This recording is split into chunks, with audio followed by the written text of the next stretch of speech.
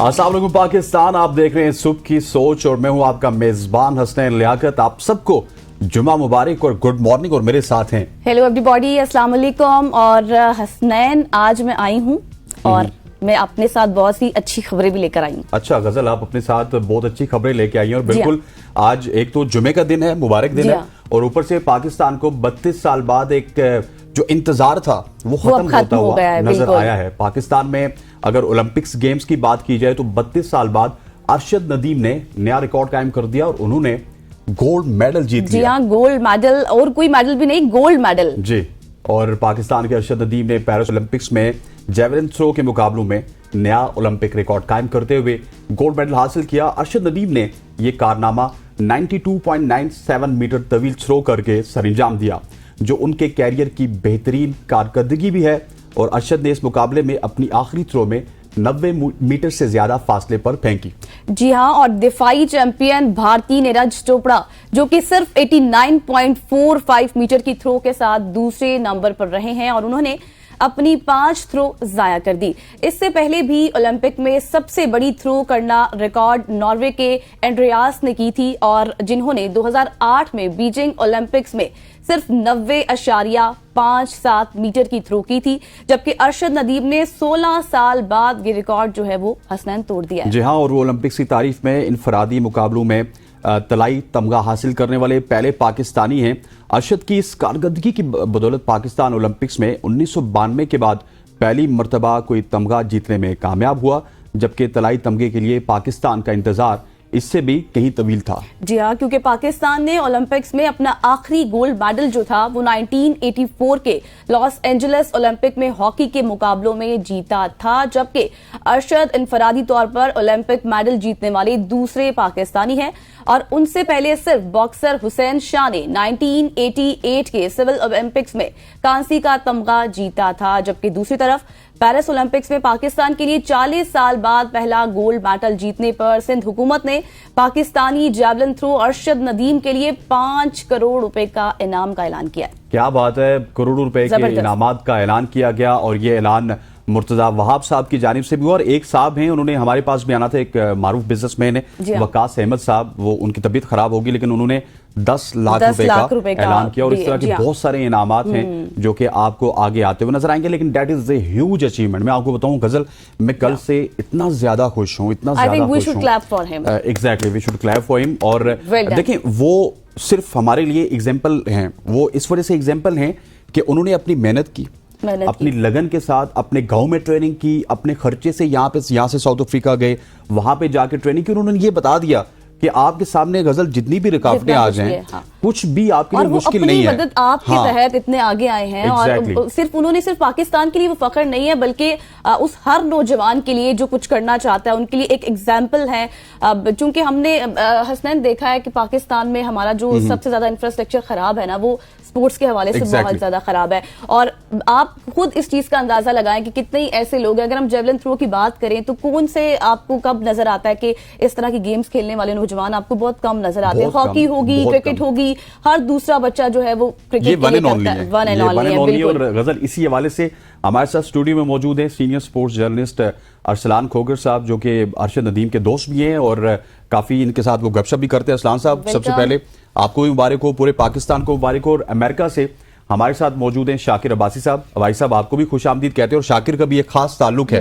अरसलान, ये कितना बड़ा मूवमेंट है, it's a huge movement for Pakistan कि जिस इंडिया से 120 से ज्यादा लोग गए थे वो अभी तक गोल्ड मेडल नहीं जीत सका, लेकिन पाकिस्तान ने 7 भेजे और अरशद नदीम गोल्ड मेडल लेके आ गया। यार माशाल्लाह, और आपके देखने वालों को गुड मॉर्निंग और सबको बहुत मुबारक। गजल आपको मुबारक, हसनैन आपको मुबारक, शाकिर हमारे साथ मौजूद हैं, उन्हें भी बहुत मुबारक, पूरी कौम को। अच्छा, अरशद नदीम ना एक उम्मीद है पाकिस्तान की। हम ये सब देख रहे हैं, जब इससे पहले ओलंपिक्स हुआ अरशद नदीम ने 5वें नंबर पे स्टैंड किया, ये बहुत बड़ी बात थी हमारे लिए। और उससे पहले कि अरशद नदीम की जो जर्नी है वो तो बहुत ही इनक्रेडिबल है, बहुत मुश्किल जर्नी है अरशद नदीम की। 2008 में 118 साल की हिस्ट्री है ये ओलंपिक्स की, कोई नॉर्मल बात नहीं है। 1896 से शुरू होने वाला ये ओलंपिक्स जो एथेंस में शुरू हुआ था, उसकी ये हिस्ट्री थी। पाकिस्तान ने 10 बार मेडल्स लिए थे, जिसमें से 8 मेडल सिर्फ हॉकी ने लिए थे, तो इसका मतलब 2 मेडल हुए। اور ابھی آپ نے خود بھی ذکر کیا حسین شاہ کا جنہوں نے سیول اولمپکس میں باکسنگ میں میڈل لیا, اور پھر 1960 میں بشیر صاحب نے میڈل لیا ریسلنگ میں, لیکن وہ گولڈ نہیں تھا. برونز اور سلور میڈل کی حد تک ہم رہے, وہ گولڈ نہیں تھا. انفرادی یا انڈیویجول طور پر ارشد ندیم ایک تو ایشیا کے سب سے بڑے سپر اسٹار ہیں اور پاکستان کے سپر اسٹار ہیں اس وقت, اور تمام تر جتنے کھلاڑی اس وقت پاکستان میں موجود ہیں, میں سمجھتا ہوں سب سے اوپر ارشد ندیم کا اس وقت مقام ہے پاکستان کے لیے, کیونکہ انڈیویجولی جو ارشد ندیم نے اچیو کیا ہے پاکستان کی اس 75-76 سال کی ہسٹری میں کسی نے اچیو نہیں کیا.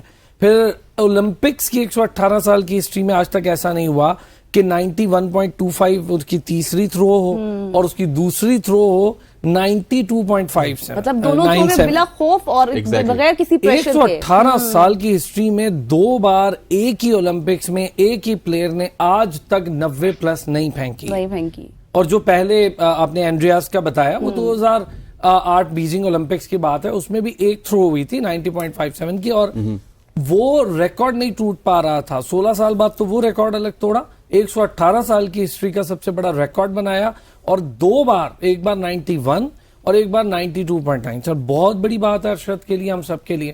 کوئی 2-3 دن پہلے کی بات ہے, کچھ آپ کو پتا ہے کہ ہمارے یہاں نیگیٹیوٹی بھی بڑی ہوتی ہے نا, بڑے خواہش کے ساتھ. تو کچھ جب میں آپ کے پروگرام میں تھا تو انہوں نے ایک اسپیشل میسج بھی بھیجا تھا جی, اور گزشتہ روز بھی بھیجا انہوں نے, یہ بہت بڑی بات ہے. کچھ لوگوں نے کہا جی ارشد ندیم میڈیا سے بات نہیں کر رہے. میں نے کہا بڑی حیرت کی بات ہے, کیوں نہیں کر رہے؟ میں نے کہا ارشد ندیم میڈیا سے بات کرنے نہیں گیا, ارشد ندیم گولڈ میڈل لینے گیا. جب آپ گولڈ میڈل لے آئے گا تو کیا میڈیا سے بات اور کیا میڈیا سے بات نہیں, یہ کیا باتیں لے کر آپ بیٹھ گئے؟ تو لیکن جی وہ میڈیا بھائی نہیں کر رہا, کیونکہ سلمان بٹ صاحب کا, اس کی زندگی کا سب سے اہم حصہ سلمان بٹ صاحب ہیں جو اس کے کوچ ہیں. سلمان بٹ صاحب بہت سخت آدمی ہیں, اور یہ ارشد کی ایک فرما بردار بیٹے, فرما بردار شاگرد کے طور پر میں سمجھتا ہوں بہت بڑی بات ہے کہ ایک بندہ دنیا میں اس وقت ٹاپسٹ ایتھلیٹ ہے. آج تو دنیا کا ٹاپ ایتھلیٹ ہو گیا نا, تو ٹاپسٹ ایتھلیٹ تھا آلریڈی, وہ ایشیا کا سب سے بڑا ایتھلیٹ تھا. وہ بندہ اپنے کوچ کے کہنے پہ کسی اور ٹھیک کر رہا تھا کہ اس نے کان آنکھ سب بند کر کے فوکس کیا ہوا تھا, کھیل پہ لے آئے آپ کے لیے میڈل. اب آپ چاہتے ہیں کہ وہ رضوان, بابر, شاہین بن جائے اور انٹرویوز دے, حالانکہ یہ بھی ان سے بڑا ہے, وہ ان سے بڑا ہے. لیکن اب بات یہ ہے کہ دیکھیں ایک گولڈ میڈل لینا, پھر اولمپکس میں اس طرح کا ریکارڈ بنانا, اور پھر سب سے بڑی بات یہ کہ بھارت سے ایک قدم آگے رہنا. شاکر عباسی بھی ہمارے ساتھ موجود ہے, ان کو بھی شامل گفتگو کریں گے. شاکر صاحب بہت شکریہ.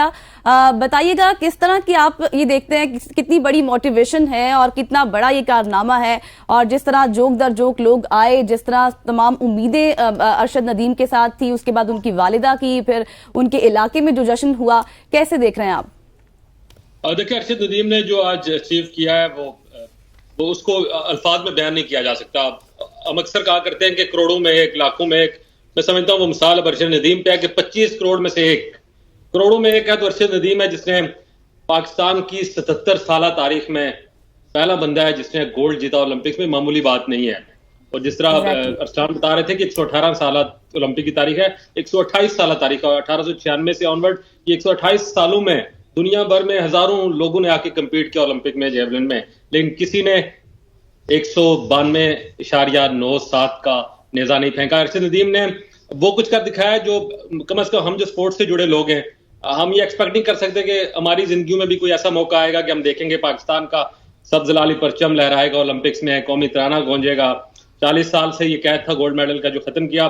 ارشد ندیم نے وہ کچھ کر دکھایا کہ کوئی کرکٹر, کوئی اور سپورٹس پرسن, میں اس کو کسی ترازو میں بھی تولیں تو ارشد ندیم سب پہ بھاری ہے, کیونکہ وہ ایک سیلف میڈ ہے, اس پہ کوئی انویسٹمنٹ نہیں ہے. اس نے اپنے آپ کو ثابت کیا, پہلے کچھ کر کے دکھایا, پھر لوگوں کو جب نظر آیا, مجھے یاد پڑتا ہے جب ارشد ندیم پہلی بار منظر عام پہ آیا تو 2018 میں جکارتا میں ایشین گیمز ہو رہے تھے. لکیلی میں وہاں تھا اور ارشد ندیم فائنل میں وہ برونز میڈل جیتے تھے اور نیرج نے گولڈ میڈل جیتا تھا. اس وقت جب میں نے اس میڈل کے بعد ارشد کا وہاں انٹرویو کیا تو اس نے کہا اس کو وہ براؤن میڈل کا کوئی مزہ نہیں آ رہا تھا, اس کے اندر جو ہنگر تھی, جو بھوک تھی اس میڈل کے لیے اور پاکستان کے لیے وہ نظر آ رہی تھی. اس نے کہا کہ میڈل جیتنا ہے تو اولمپکس میں جیتنا ہے, اور اولمپکس میں پھر میڈل نہیں جیتا, گولڈ میڈل جیتا, میڈل نہیں جیتا. اس نے سب کو پیچھے چھوڑا اور ورلڈ ریکارڈ, اولمپکس کا تاریخ کا ریکارڈ بنایا. اور سب سے زیادہ مزہ اس وقت آیا جس کو آئیڈیلائز کرتا ہے. نیرج چوپڑا کے ساتھ اس کی دوستی, اس کا تعلق بہت زبردست ہے. اس کو آئیڈیلائز بھی کرتا تھا اور اس کا مین کمپیٹیٹر بھی وہ تھا, اور اس کو ہرا کر جیتنے کا مزہ ہی دوبالا ہو جاتا ہے. اور ساری صورتحال میں وہ کہ ارشد ندیم نے میڈل جیتا, گولڈ میڈل جیتا, میں سمجھتا ہوں نیرج چوپڑا کی والدہ نے جو گفتگو ارشد کے لیے، ان نے پورا پاکستان، ہم سب کے دل جیت لیے ہیں. تو یہ بڑی زبردست اچیومنٹ ہے. اور ایک اور بات میں آپ کو بتاؤں کہ صرف ارشد ندیم اور ندیم چوپڑا کی وجہ سے 1.5 ارب انڈین، 25 کروڑ ہم، یہ لوگ سارے ٹی وی دیکھ رہے ہوتے ہیں. ہمیں ایک دوسرے کو ایک سکرین پہ دو ملکوں کو ان دونوں نے 2 دفعہ 3 دفعہ جوڑا. اور یہ اچیومنٹ ایسی ہے کہ ٹھیک ہے سندھ گورنمنٹ نے کچھ 5 کروڑ کا اعلان کیا ہے، لیکن ارشد ندیم پر اگر اربوں روپے بھی نشاور کیے جائیں تو میں سمجھتا ہوں کہ یہ اس کے لیے کم ہے. جو کچھ وہ کر گیا ہے، اب فیوچر کی جو ہم جو سپورٹس کے لوگ جڑے، ارسلان ہیں، حسنین ہیں، ہمیں بھی اب اپنی صفوں کو ٹھیک کرنا ہوگا، ہمیں بھی اپنی پرائرٹیز کو بہتر کرنا ہوگا. ہمیں کرکٹ کے اس سے جو اب ایک جعلی سا بخار ہے اس سے نکل کر ہمیں ارشد ندیم کو رول ماڈل بنانا ہے. ارشد ندیم صرف جیولن تھرور نہیں ہے، اب وہ فیوچر کی اولمپکس میں، اولمپک گیم کی تیاریوں میں، کرکٹ سے ہٹ کر باقی گیمز میں وہ ایک رول ماڈل بنے گا. اور میں امید کرتا ہوں کہ ٹھیک ہے ایک ارشد ندیم سامنے آیا ہے، لیکن پاکستان میں ارشد ندیموں کی کمی نہیں ہے. بالکل ایسا ہی. شاکر صاحب مجھے یہ لگتا ہے کہ آپ کسی جم میں موجود ہیں اور آج آپ یا تو جذبات میں یا پھر آپ کو کوئی سانس وغیرہ بھی آیا ہوا ہے. ارسلان، شاکر نے بڑی امپورٹنٹ بات کی، اور شاکر کا ایک جملہ بڑا مشہور تھا جو میں نے آپ کے پروگرام میں بھی کہا تھا اور اس کو میں نے کاپی کیا، اس کو میں آن کرتا ہوں، کہ ارشد ندیم بابر اعظم سے بڑا سپر سٹار ہے. اور جس طرح یہ کہہ رہے ہیں نا کہ ہمیں اولمپکس کے اوپر انویسٹ کرنا چاہیے، ہمیں دوسری گیمز کے اوپر، لیکن ایک بہت بڑا ہمارے ہاں یہ ایک آپ کہہ سکتے ہیں کہ ہماری کمی یہ ہے کہ ہماری گورنمنٹ سپورٹ نہیں کرتی، بورڈ سپورٹ نہیں کرتا، اولمپک ایسوسی ایشن سپورٹ نہیں کرتی، لیکن جب جیتتی ہے آن کر لیتے ہیں. اور اس میں ایک چیز یہ بھی ایڈ کر دیں کہ کیا چیدہ اقدامات ہیں جو حکومت کو کرنے چاہیے ایسے جو نمائندگی کر رہے ہیں ایسے جو پلیئرز ہیں. آپ نے کہا نا کہ بابر اعظم سے بڑا سپر سٹار ہے، وراٹ کوہلی سے بھی بڑا سپر سٹار ہے. کیا کہنا ہے، کیونکہ وہاں پر آپ کروڑوں اربوں روپے اسٹرکچر، ایک میکینزم ہے کرکٹ کا، آپ چاہے بی سی سی آئی ہو یا پی سی بی ہو. یہ ارشد ندیم میاں چنو کے ایک چھوٹے سے گاؤں کے ایک اسکول سے لکڑی کی تھرو سے شروع ہوا، اور آج، اور کمال کی بات، اچھا ایک بڑا مزے کی مماثلت بھی ہے نا کہ لاسٹ میڈل آپ کا 1992 8 اگست کو آیا تھا ہاکی کا، اور پھر آپ نے 2024 8 اگست کو ارشد ندیم نے گولڈ میڈل لے کر، ویسے تو خیر ہمارا گولڈ 92.97 کا تھا، یہ انہوں نے 8 اگست کو پھینک دیا تھا اور میڈل ان کو 9 اگست کو ملا. میڈل تو جب ملے، لیکن 8 اگست کو یہ سارا مقابلہ. اب بہرحال ایک چیز یہ، اور دوسرا یہ جی، اس سے پہلے جب پہلی بار ارشد ندیم جا رہے تھے تو ابھی شاکر ہیں ساتھ، تو ذرا بڑی مزے کی ڈسکشن ہو جائے گی. رفٹ بڑا چل رہا تھا ایتھلیٹکس ایسوسی ایشن اور پاکستان اولمپک ایسوسی ایشن کے درمیان. ایتھلیٹک ایسوسی ایشن کو چند اسپرنٹرز کے حوالے سے بین کر دیا گیا کہ انہوں نے ڈوپنگ کے اینٹی ڈوپنگ قوانین کا معاملہ کیا، وہ کوئی سپلیمنٹس لے لیے، اور اس میں ارشد ندیم بھی بڑی پریشانی میں رہے. اسپانسر نہیں تھا ارشد ندیم کے پاس جب ایشین گیمز کے لیے ارشد ندیم جا رہے تھے. پھر سائی صاحب چاہتے تھے کہ یہ چلے جائیں، ایک اور شخص تھے وہ چاہتے تھے کہ وہ چلا جائے، تو 3-4 لوگوں کے بیچ میں یہ رفٹ چل رہی تھی. بہرحال اس کھینچا تانی میں ارشد ندیم کو موقع ملا اور وہ ایشین گیمز کے لیے چلے گئے، اور پھر وہاں انہوں نے پہلی بار ہی جاتے میڈل لے لیا. پھر ہمیں نظر آیا یار چلو ارشد ندیم کو یہ ہے، ہم نے سوچا یار ارشد ندیم کو اب کچھ سپورٹ ہو جائے گی. ارشد ندیم میڈل لے کر آیا، بڑے بڑی باتیں ہوئی، اعلانات ہوئے، بڑا اچھا جی شاباش بہت زبردست. یہ ارشد ندیم غائب ہو گیا. پھر ارشد ندیم پریکٹس کرتے دکھائی دیے، اپنے ڈپارٹمنٹس کی طرف سے کھیلتے، اور بیچارہ نیشنل گیمز میں ادھر ادھر. پھر ہم نے دیکھا جی کامن ویلتھ گیم کا میڈل آ گیا آپ کے پاس، پھر ہم نے دیکھا اسلامک سالیڈیرٹی گیم کا میڈل آ گیا، ورلڈ ایتھلیٹک گیم کا میڈل آ گیا. پھر تو ارشد ندیم نے پیچھے مڑ کے نہیں دیکھا. لیکن یہ سارا کچھ جو کچھ ہوا، ابھی آپ نیرج چوپڑا کا ذکر کر رہے تھے، 1,70,00,000 انڈین روپیز مہینہ لگتے ہیں اس پہ، مہینہ جی 1,70,00,000 انڈین روپیز. ارشد ندیم کو 48,000 سیلری دے کے آپ کہتے ہیں جو کمال کر دیجیے. اور پچھلے 24 سے 48 گھنٹوں میں ارسلان جس طرح کے بھارت میں جو کچھ ہو رہا تھا، آپ کو پتا ہے نیرج آئیں گے اور یہ کر دیں گے، ایسا کر دیں گے، ویسا کر دیں گے، وہ اس کی ہائپ کریٹ کرتے ہیں. ہمارے یہاں کیا ہو رہا تھا کہ محسن نقوی نے 17 رکنی اسکواڈ اناؤنس کر دیا، اور میرا خیال ہے چند ہوں گے کوئی اکا دکا ہمارے یہاں. تو خیر اب ماشاءاللہ مارننگ شو کر رہے ہیں، ورنہ یہ لازمی کر رہے ہوتے. میں لگا ہوا تھا پچھلے 6-8 دن سے، میں ارشد ندیم پہ لگا. اے بی این پہ بھی جو لاسٹ 10 شوز ہوئے ہیں وہ سارے اولمپک جی، اور بہت اچھی بات ہے. اچھا ارسلان، آپ نے ایک بات کی ہے، یہی آپ کا جو پوائنٹ ہے وہ میں شاکر سے بھی اس پہ پوائنٹ آف ویو لینا چاہوں گی. شاکر صاحب یہ ایک بات بتائیے گا، جیسے کہ ابھی ارسلان نے کہا ہے کہ جو ہمارے جو اسپانسرز نہیں تھے اس وقت، تو ہمارے جو اولمپکس والے ہیں یہ کیا کرتے ہیں؟ پلیئرز کو صرف اپنی مدد آپ کے تحت ہی کام کرنا ہوتا ہے، جس طرح ارشد ندیم نے اتنی زیادہ اسٹرگل کی اور پھر آگے آئے.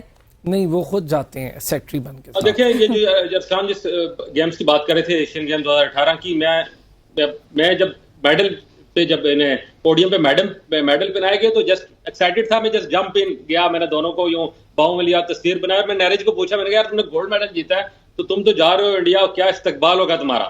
اس نے مجھے کہا میں انڈیا نہیں جا رہا, میں چیک ریپبلک جا رہا ہوں اپنی ٹریننگ کے لیے, یہاں سے میری اگلی فلائٹ, میرا یہ جو ہے وہ ٹارگٹ نہیں تھا ایشین گیمز میں میڈل, میں اولمپک کی تیاری کر رہا ہوں. وہ 2018 میں وہاں سے جکارتا سے فلائی کرتا ہے چیک ریپبلک, اور وہاں جا کے وہ ٹریننگ کرتا ہے. اور پاکستانی ارشد ندیم جو 2018 کے گیمز میں جانے سے پہلے یہاں سپورٹس بورڈ کو جو ہے وہ نیزہ مانگ رہا تھا, یار مجھے نئے جیولن دے دے, میرے ٹوٹ گئے, اور اس کی کوئی پوچھ نہیں رہا. یہ ارشد ندیم کو اس لیے میں ایک بلا سمجھتا ہوں نا سپورٹس کی, کہ وہ تمام جو پیرامیٹرز ہیں نا وہ توڑ کے آیا, تمام وہ کہتے ہیں ٹپ کے آیا سارا کچھ. وہ اس نے آ کر جب آیا اور جس دھج سے وہ آیا ہے اس نے ہلا کے رکھ دیا دنیا کے کھیل کو. میں آپ کو بتاؤں کہ ہم دیکھتے ہیں دنیا بھر میں جب جاتے ہیں تو ہم یہ جو اولمپک ایتھلیٹ ہوتا ہے اس کی تیاریاں دیکھ کے بندہ حیران رہ جاتا ہے, ہمارے پاس کیا ہے, ہمارے پاس ان کی تیاریوں کے لیے کیا ہے. ہم تو مجھے بڑی افسوس ہو رہا ہے یہ بات کرتے ہوئے, لوگ اس کو نیگیٹو لیتے ہیں. ہمارے پاس تو جو سپورٹس کے ایک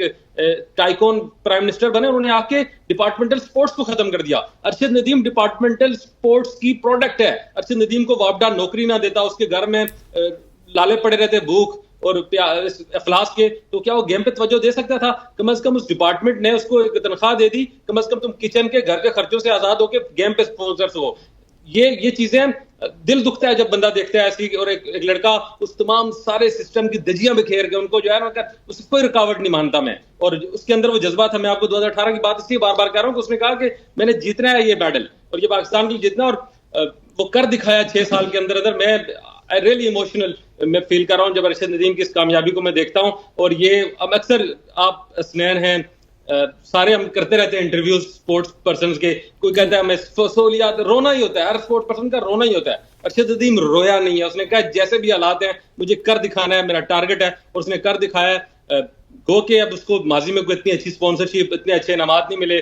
میں سندھ گورنمنٹ کا شکریہ ادا کرتا ہوں, فوری طور پر جو 5 کروڑ یہ کچھ بھی نہیں ہے, لیکن میں ایکسپیکٹ کر رہا ہوں کہ وہ پنجاب سے ہے, پنجاب کی جو وزیر اعلیٰ مریم نواز, ان کو چاہیے کہ وہ آگے اور بڑی اناؤنسمنٹ کریں. اور پاکستان کا بیٹا ہے 70 سال میں سمجھتا ہوں شاکر پاکستان سے ہے, اس کو ساروں کو دینا پڑے گا, اور اب دینا پڑے گا. بہت ہو گیا, وہ لڑ لیا, بہت لڑ لیا. وہ بیسیکلی گھر ہے اس وجہ سے کہہ رہے ہیں وہ اولمپکس میں پاکستان کا اوپر گیا, تو مرکز سے ایک بڑی اربوں روپے بھی دے دو ارشد کا, آپ احسان نہیں چکا سکتے جو اس نے آپ کے لیے کر دیا ہے. اچھا شاکر صاحب, اس سے پہلے کہ میں ارسلان سے بھی یہی سوال کروں گا غزل, کہ ہم اکثر بات کرتے ہیں بابر اعظم کی, شاہین شاہ آفریدی کی, یا پھر کسی زمانے میں ہم خان صاحب کی بات کرتے تھے, یا جاوید میانداد کی, کہ آپ کی گیم میں سپر سٹار ہوتے ہیں نا شاکر, تو اس کے بعد اس کی فین فالوئنگ بڑھتی ہے.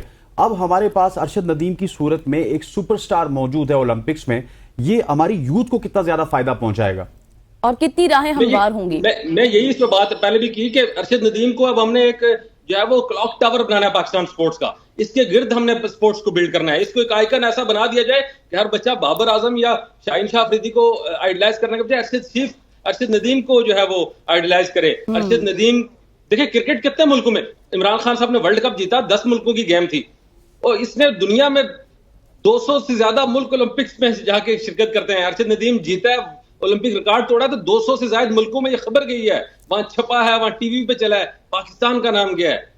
یہ کوئی عمران خان, کوئی بابر اعظم, کوئی بھی ارشد ندیم سے بڑا پلیئر نہیں ہے پاکستان کی تاریخ کا. اور ایک اور بات, جس طرح ابھی تھوڑی دیر پہلے حسین شاہ کا آپ نے ذکر کیا, حسین شاہ نے 89 میں ہمیں برونز میڈل جتوایا, ہم نے اس کا خیال نہیں رکھا. وہ قسم پرستی کی زندگی گزارتے ہوئے آخر اس کو یہاں سے بھاگنا پڑا. وہ جا کے جاپان میں اس نے نوکری کی, اپنی زندگی وہاں کسی طرح گزار رہا ہے عزت سے, ورنہ پاکستان میں جو اس کے ساتھ حال ہو تو خدا را ارشد شریف کے ساتھ یہ حال نہ کیجیے گا. ارشد شریف روز روز پیدا نہیں ہوتے. ارشد ندیم کو کئی کھیلوں کا ارشد شریف نہ بنا دیجیے گا, اس کو جو ہے وہ زندہ رکھنا ہے, ہم نے اس کو زندہ رکھنا ہے, اور اس کے ذریعے ہم نے اپنی یوتھ کو اس طرف موٹیویٹ کرنا ہے, اور اولمپکس میں ہم نے انشاءاللہ اس سے زیادہ میڈل جیتنے ہیں. صحیح. اب جیسے کہ ارسلان, ابھی شاکر نے یہ بات کی کہ ایک آئیڈیل ہے, یقینی طور پر اب یہ سب کے لیے ایک آئیڈیل ہے اور ان کو دیکھنا بھی چاہیے, لیکن ابھی جیسے کہ آپ لوگ ہیں اسپورٹس کو زیادہ بہتر جانتے ہیں, آپ کو پتا ہوگا کہ کتنے ایسے جیولن تھرو ہیں جو اس صورتحال میں آگے آتے ہیں یا پھر کام کرتے ہیں. ٹیلنٹ بہت زیادہ ہے, اس کو نرش کرنے کی ضرورت ہے, گروم کرنے کی ضرورت ہے, تو یہ گیم بہت کم کھیلی جاتی ہے. فاطمہ حسین ہے پاکستان کی ٹاپسٹ جیولن تھروور اس وقت, اور وہ بیچاری پچھلے 5 آپ کے نیشنل گیمز کی چیمپئن چلی آ رہی ہے. ٹھیک ہے, ابھی لاسٹ 34 نیشنل گیم کوئٹہ میں ہوئے, اس کی بھی چیمپئن ہے. لیکن یہی جو مسائل آپ کے پاکستان اولمپک ایسوسی ایشن, ایتھلیٹکس ایسوسی ایشن کے آپس کی لڑائیاں, عہدوں کی جنگ, اوپر سے لوگوں کا آ کے بیٹھ جانا, پولیٹیکل انفلوئنس ہونا, ان لڑائیوں میں ارشد نے, دیکھیں ارشد ایسا, یہ ہوتے ہیں کچھ لوگ جو یونیک ہوتے ہیں. ارشد ایک یونیک اینٹی ہے پاکستان میں. ارشد کا مسئلہ یہ ہے کہ وہ سسٹم سے لڑ گیا. ہر کسی میں اتنی طاقت نہیں ہوتی, ہر کسی کا اعصاب اتنے مضبوط نہیں ہوتے, ہر کسی کا ذہن اتنا مضبوط نہیں ہوتا. بالکل.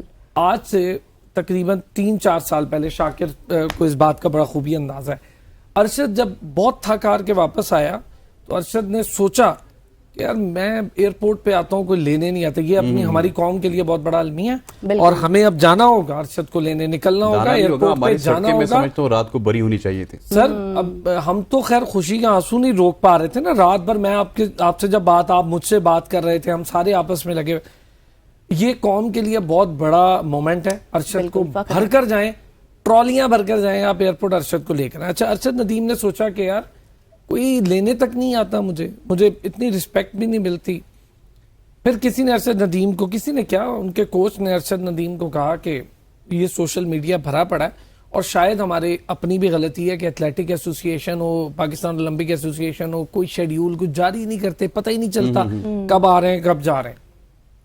ارشد نے پھر اپنے آپ کو وہاں بیٹھ کر ایونٹ کیا, اور یہ ارشد نے خود بتایا. ٹھیک ہے, یہ ارشد نے وہاں پہ بیٹھ کے خود اپنے آپ کو دوبارہ سوچا. ارشد نے کہا جی ٹھیک ہے, میں اب کچھ ایسا کروں گا کہ کسی کو کہنا نہیں پڑے گا, کسی کو شیڈیول جاری نہیں کرنا پڑے گا, اور قوم کے لیے فخر کا باعث بنوں گا, قوم خود آئے گی. الحمدللہ ارشد نے کر دکھایا. فاطمہ حسین کی میں بات کر رہا تھا, شی از ڈوئنگ ایکسیلنٹ جاب, بہت اچھا جیولن تھرو کر رہی ہے. اس کو انجری ہوئی, اور وہ انجری کے بعد بیچاری اپنے ڈپارٹمنٹ کا سہارا لے, اپنے والد کا سہارا لے. جیسے ارشد ابھی اتنا بڑا سپر سٹار ہو کہ اس کو انجری ہوئی تو اس کو اسپانسر لینا پڑا اس انجری سے نکلنے کے لیے. پھر ارشد کا ایک بڑا کمال یہ ہے کہ ارشد جب آپ کے لیے میڈل جیت لایا تو وزیر اعظم کے سامنے بیٹھا ایک شخص, وزیر اعظم نے کہا جی, وزیر اعظم پاکستان نے پوچھا ارشد ہم آپ کے لیے نا کچھ کرنا چاہتے ہیں. انہوں نے کہا جی میرے لیے کچھ کرنا چاہتے ہیں تو سارے ڈپارٹمنٹ بحال کر دیں. یہ کتنا بڑی بات ہے. اس وقت وہ کہتا مجھے دے دیں بھائی 10-20 کروڑ میں آپ کے لیے لے آؤں. انہوں نے کہا وہ میں کرتا آ رہا ہوں, وہ میں خود کر لوں گا, وہ میں کرتا آ رہا ہوں. ادھر لاکھوں ایتھلیٹس کی زندگیوں کی بات ہے, اس میں سب کے لیے مانگا, اور اس میں آپ کی یہ کرکٹ بھی ہے. بالکل ایسے ہی ہے. اچھا شاکر, جس طرح ارسلان نے پوائنٹ آؤٹ کیا, یہ مطلب میں یہ سمجھتا ہوں کہ ہماری اب قومی ذمہ داری ہے کہ ارشد جب واپس آئیں تو ہماری سڑکیں اسی طرح سے بری ہونی چاہیے جس طرح 92 کے ورلڈ کپ میں ہوا, جس طرح 2017 کی چیمپئنز ٹرافی میں ہوا, اور 2009 کے T20 ورلڈ کپ میں ہوا. آنرشپ جس طرح ہم نے لی ہے, اسی طرح ہم نے ان کا استقبال بھی کرنا ہے. شاندار استقبال. اسلام میں بتاتا ہوں استقبال کیا بنتا ہے اس کا جہاز جب پاکستان کے حدود میں داخل ہو تو F-16 تیار ہے اس کے جہاز کو, جہاز جب زمین پہ لینڈ ہو تو اسے واٹر سلوٹ دیا جائے, جو ایک روایت ہوتی ہے. وزیر اعظم پاکستان اپنی فیڈرل کیبنٹ کے ساتھ ایئرپورٹ پہ اس کے لیے کھڑا ہو. میں ارشد ندیم اس سے بہتر ڈیزرو کرتا ہے, لیکن منیمم کم از کم یہ لیول ہونا چاہیے. آپ دنیا کو بتائیں کہ جس نے ہمارے لیے دنیا میں نام بلند کیا, ہم اس کے لیے جو ہے وہ اپنی پلکیں, اپنا دل و جان بچھانے کے لیے تیار ہیں. اس کے ارشد کے اس معاملے کو آپ لائٹلی نہیں لے سکتے. میں اس لیے اپیل کروں گا وزیر اعظم سے کہ وہ بالکل ایک لیول کا جو ہے وہ استقبال کریں. میں حافظ صاحب جو لیاقت باغ میں دھرنا دیے بیٹھے, میں کہتا ہوں ایک دن دھرنے کو آپ ذرا جلوس کی شکل میں ایئرپورٹ جائیں, وہاں سے اس کا استقبال کریں. وزیر اعظم خود وہاں ہو, عوام نکلے, کسی پارٹی وابستگی سے بالا تر ہو کر نکلیں. ارشد ندیم نے جو کیا ہے وہ شاید لوگوں کو اتنا احساس نہیں ہے کیونکہ ہم ون سپورٹ نیشن کرکٹ کے بخار میں ہیں, لیکن جو لوگ جانتے ہیں سپورٹس کو, جو اولمپکس کو فالو کرتے ہیں, میں امریکہ میں ہوں, یہاں جس طرح لوگ اولمپکس فالو کریں اور جو ان کے میڈل جیت کے یہاں رہے, جو ان کو پروٹوکول مل رہا ہے, ہمیں تو ان کو تو ملتے رہتے ہیں میڈل. ہمیں تو یار 77 ایئرز میں پہلا گولڈ میڈل ہے, ہمیں اس کو اسی طرح سیلیبریٹ کرنا ہوگا. میں بتا رہا ہوں ایئر چیف کو آرڈر دینا چاہیے جب اس کا طیارہ وہاں آئے تو F-16 طیارہ اس کے ساتھ ہوں, جس طرح ہم شاہی مہمانوں کا استقبال کرتے ہیں. بالکل جس طرح ہم شاہی مہمانوں کا استقبال کرتے ہیں اس طرح ارشد ندیم کا استقبال کرنا چاہیے. شاکر آپ کا بہت بہت شکریہ, تھینک یو ویری مچ. اور ارسلان آپ کا بھی شکریہ. خواتین و حضرات, امتیاز جہاں سب سے بڑی پروڈکٹ رینج دستیاب ہے وہ بھی لوئسٹ پرائز پر, اور اب موجود ہے 12 شہروں میں, اور 12 شہروں کے 29 سٹورز کے ساتھ یہ تمام تر ورائٹی موجود. اور چاہے لینی ہو گروسری، فریش میٹ، سبزیاں، پھل، الیکٹرانکس، فارمیسی، کپڑے، میک اپ یا دوسری گھریلو اشیاء، آپ کو سب کچھ ایک ہی چھت کے نیچے ملے گا امتیاز پر، وہ بھی انتہائی مناسب قیمتوں پر۔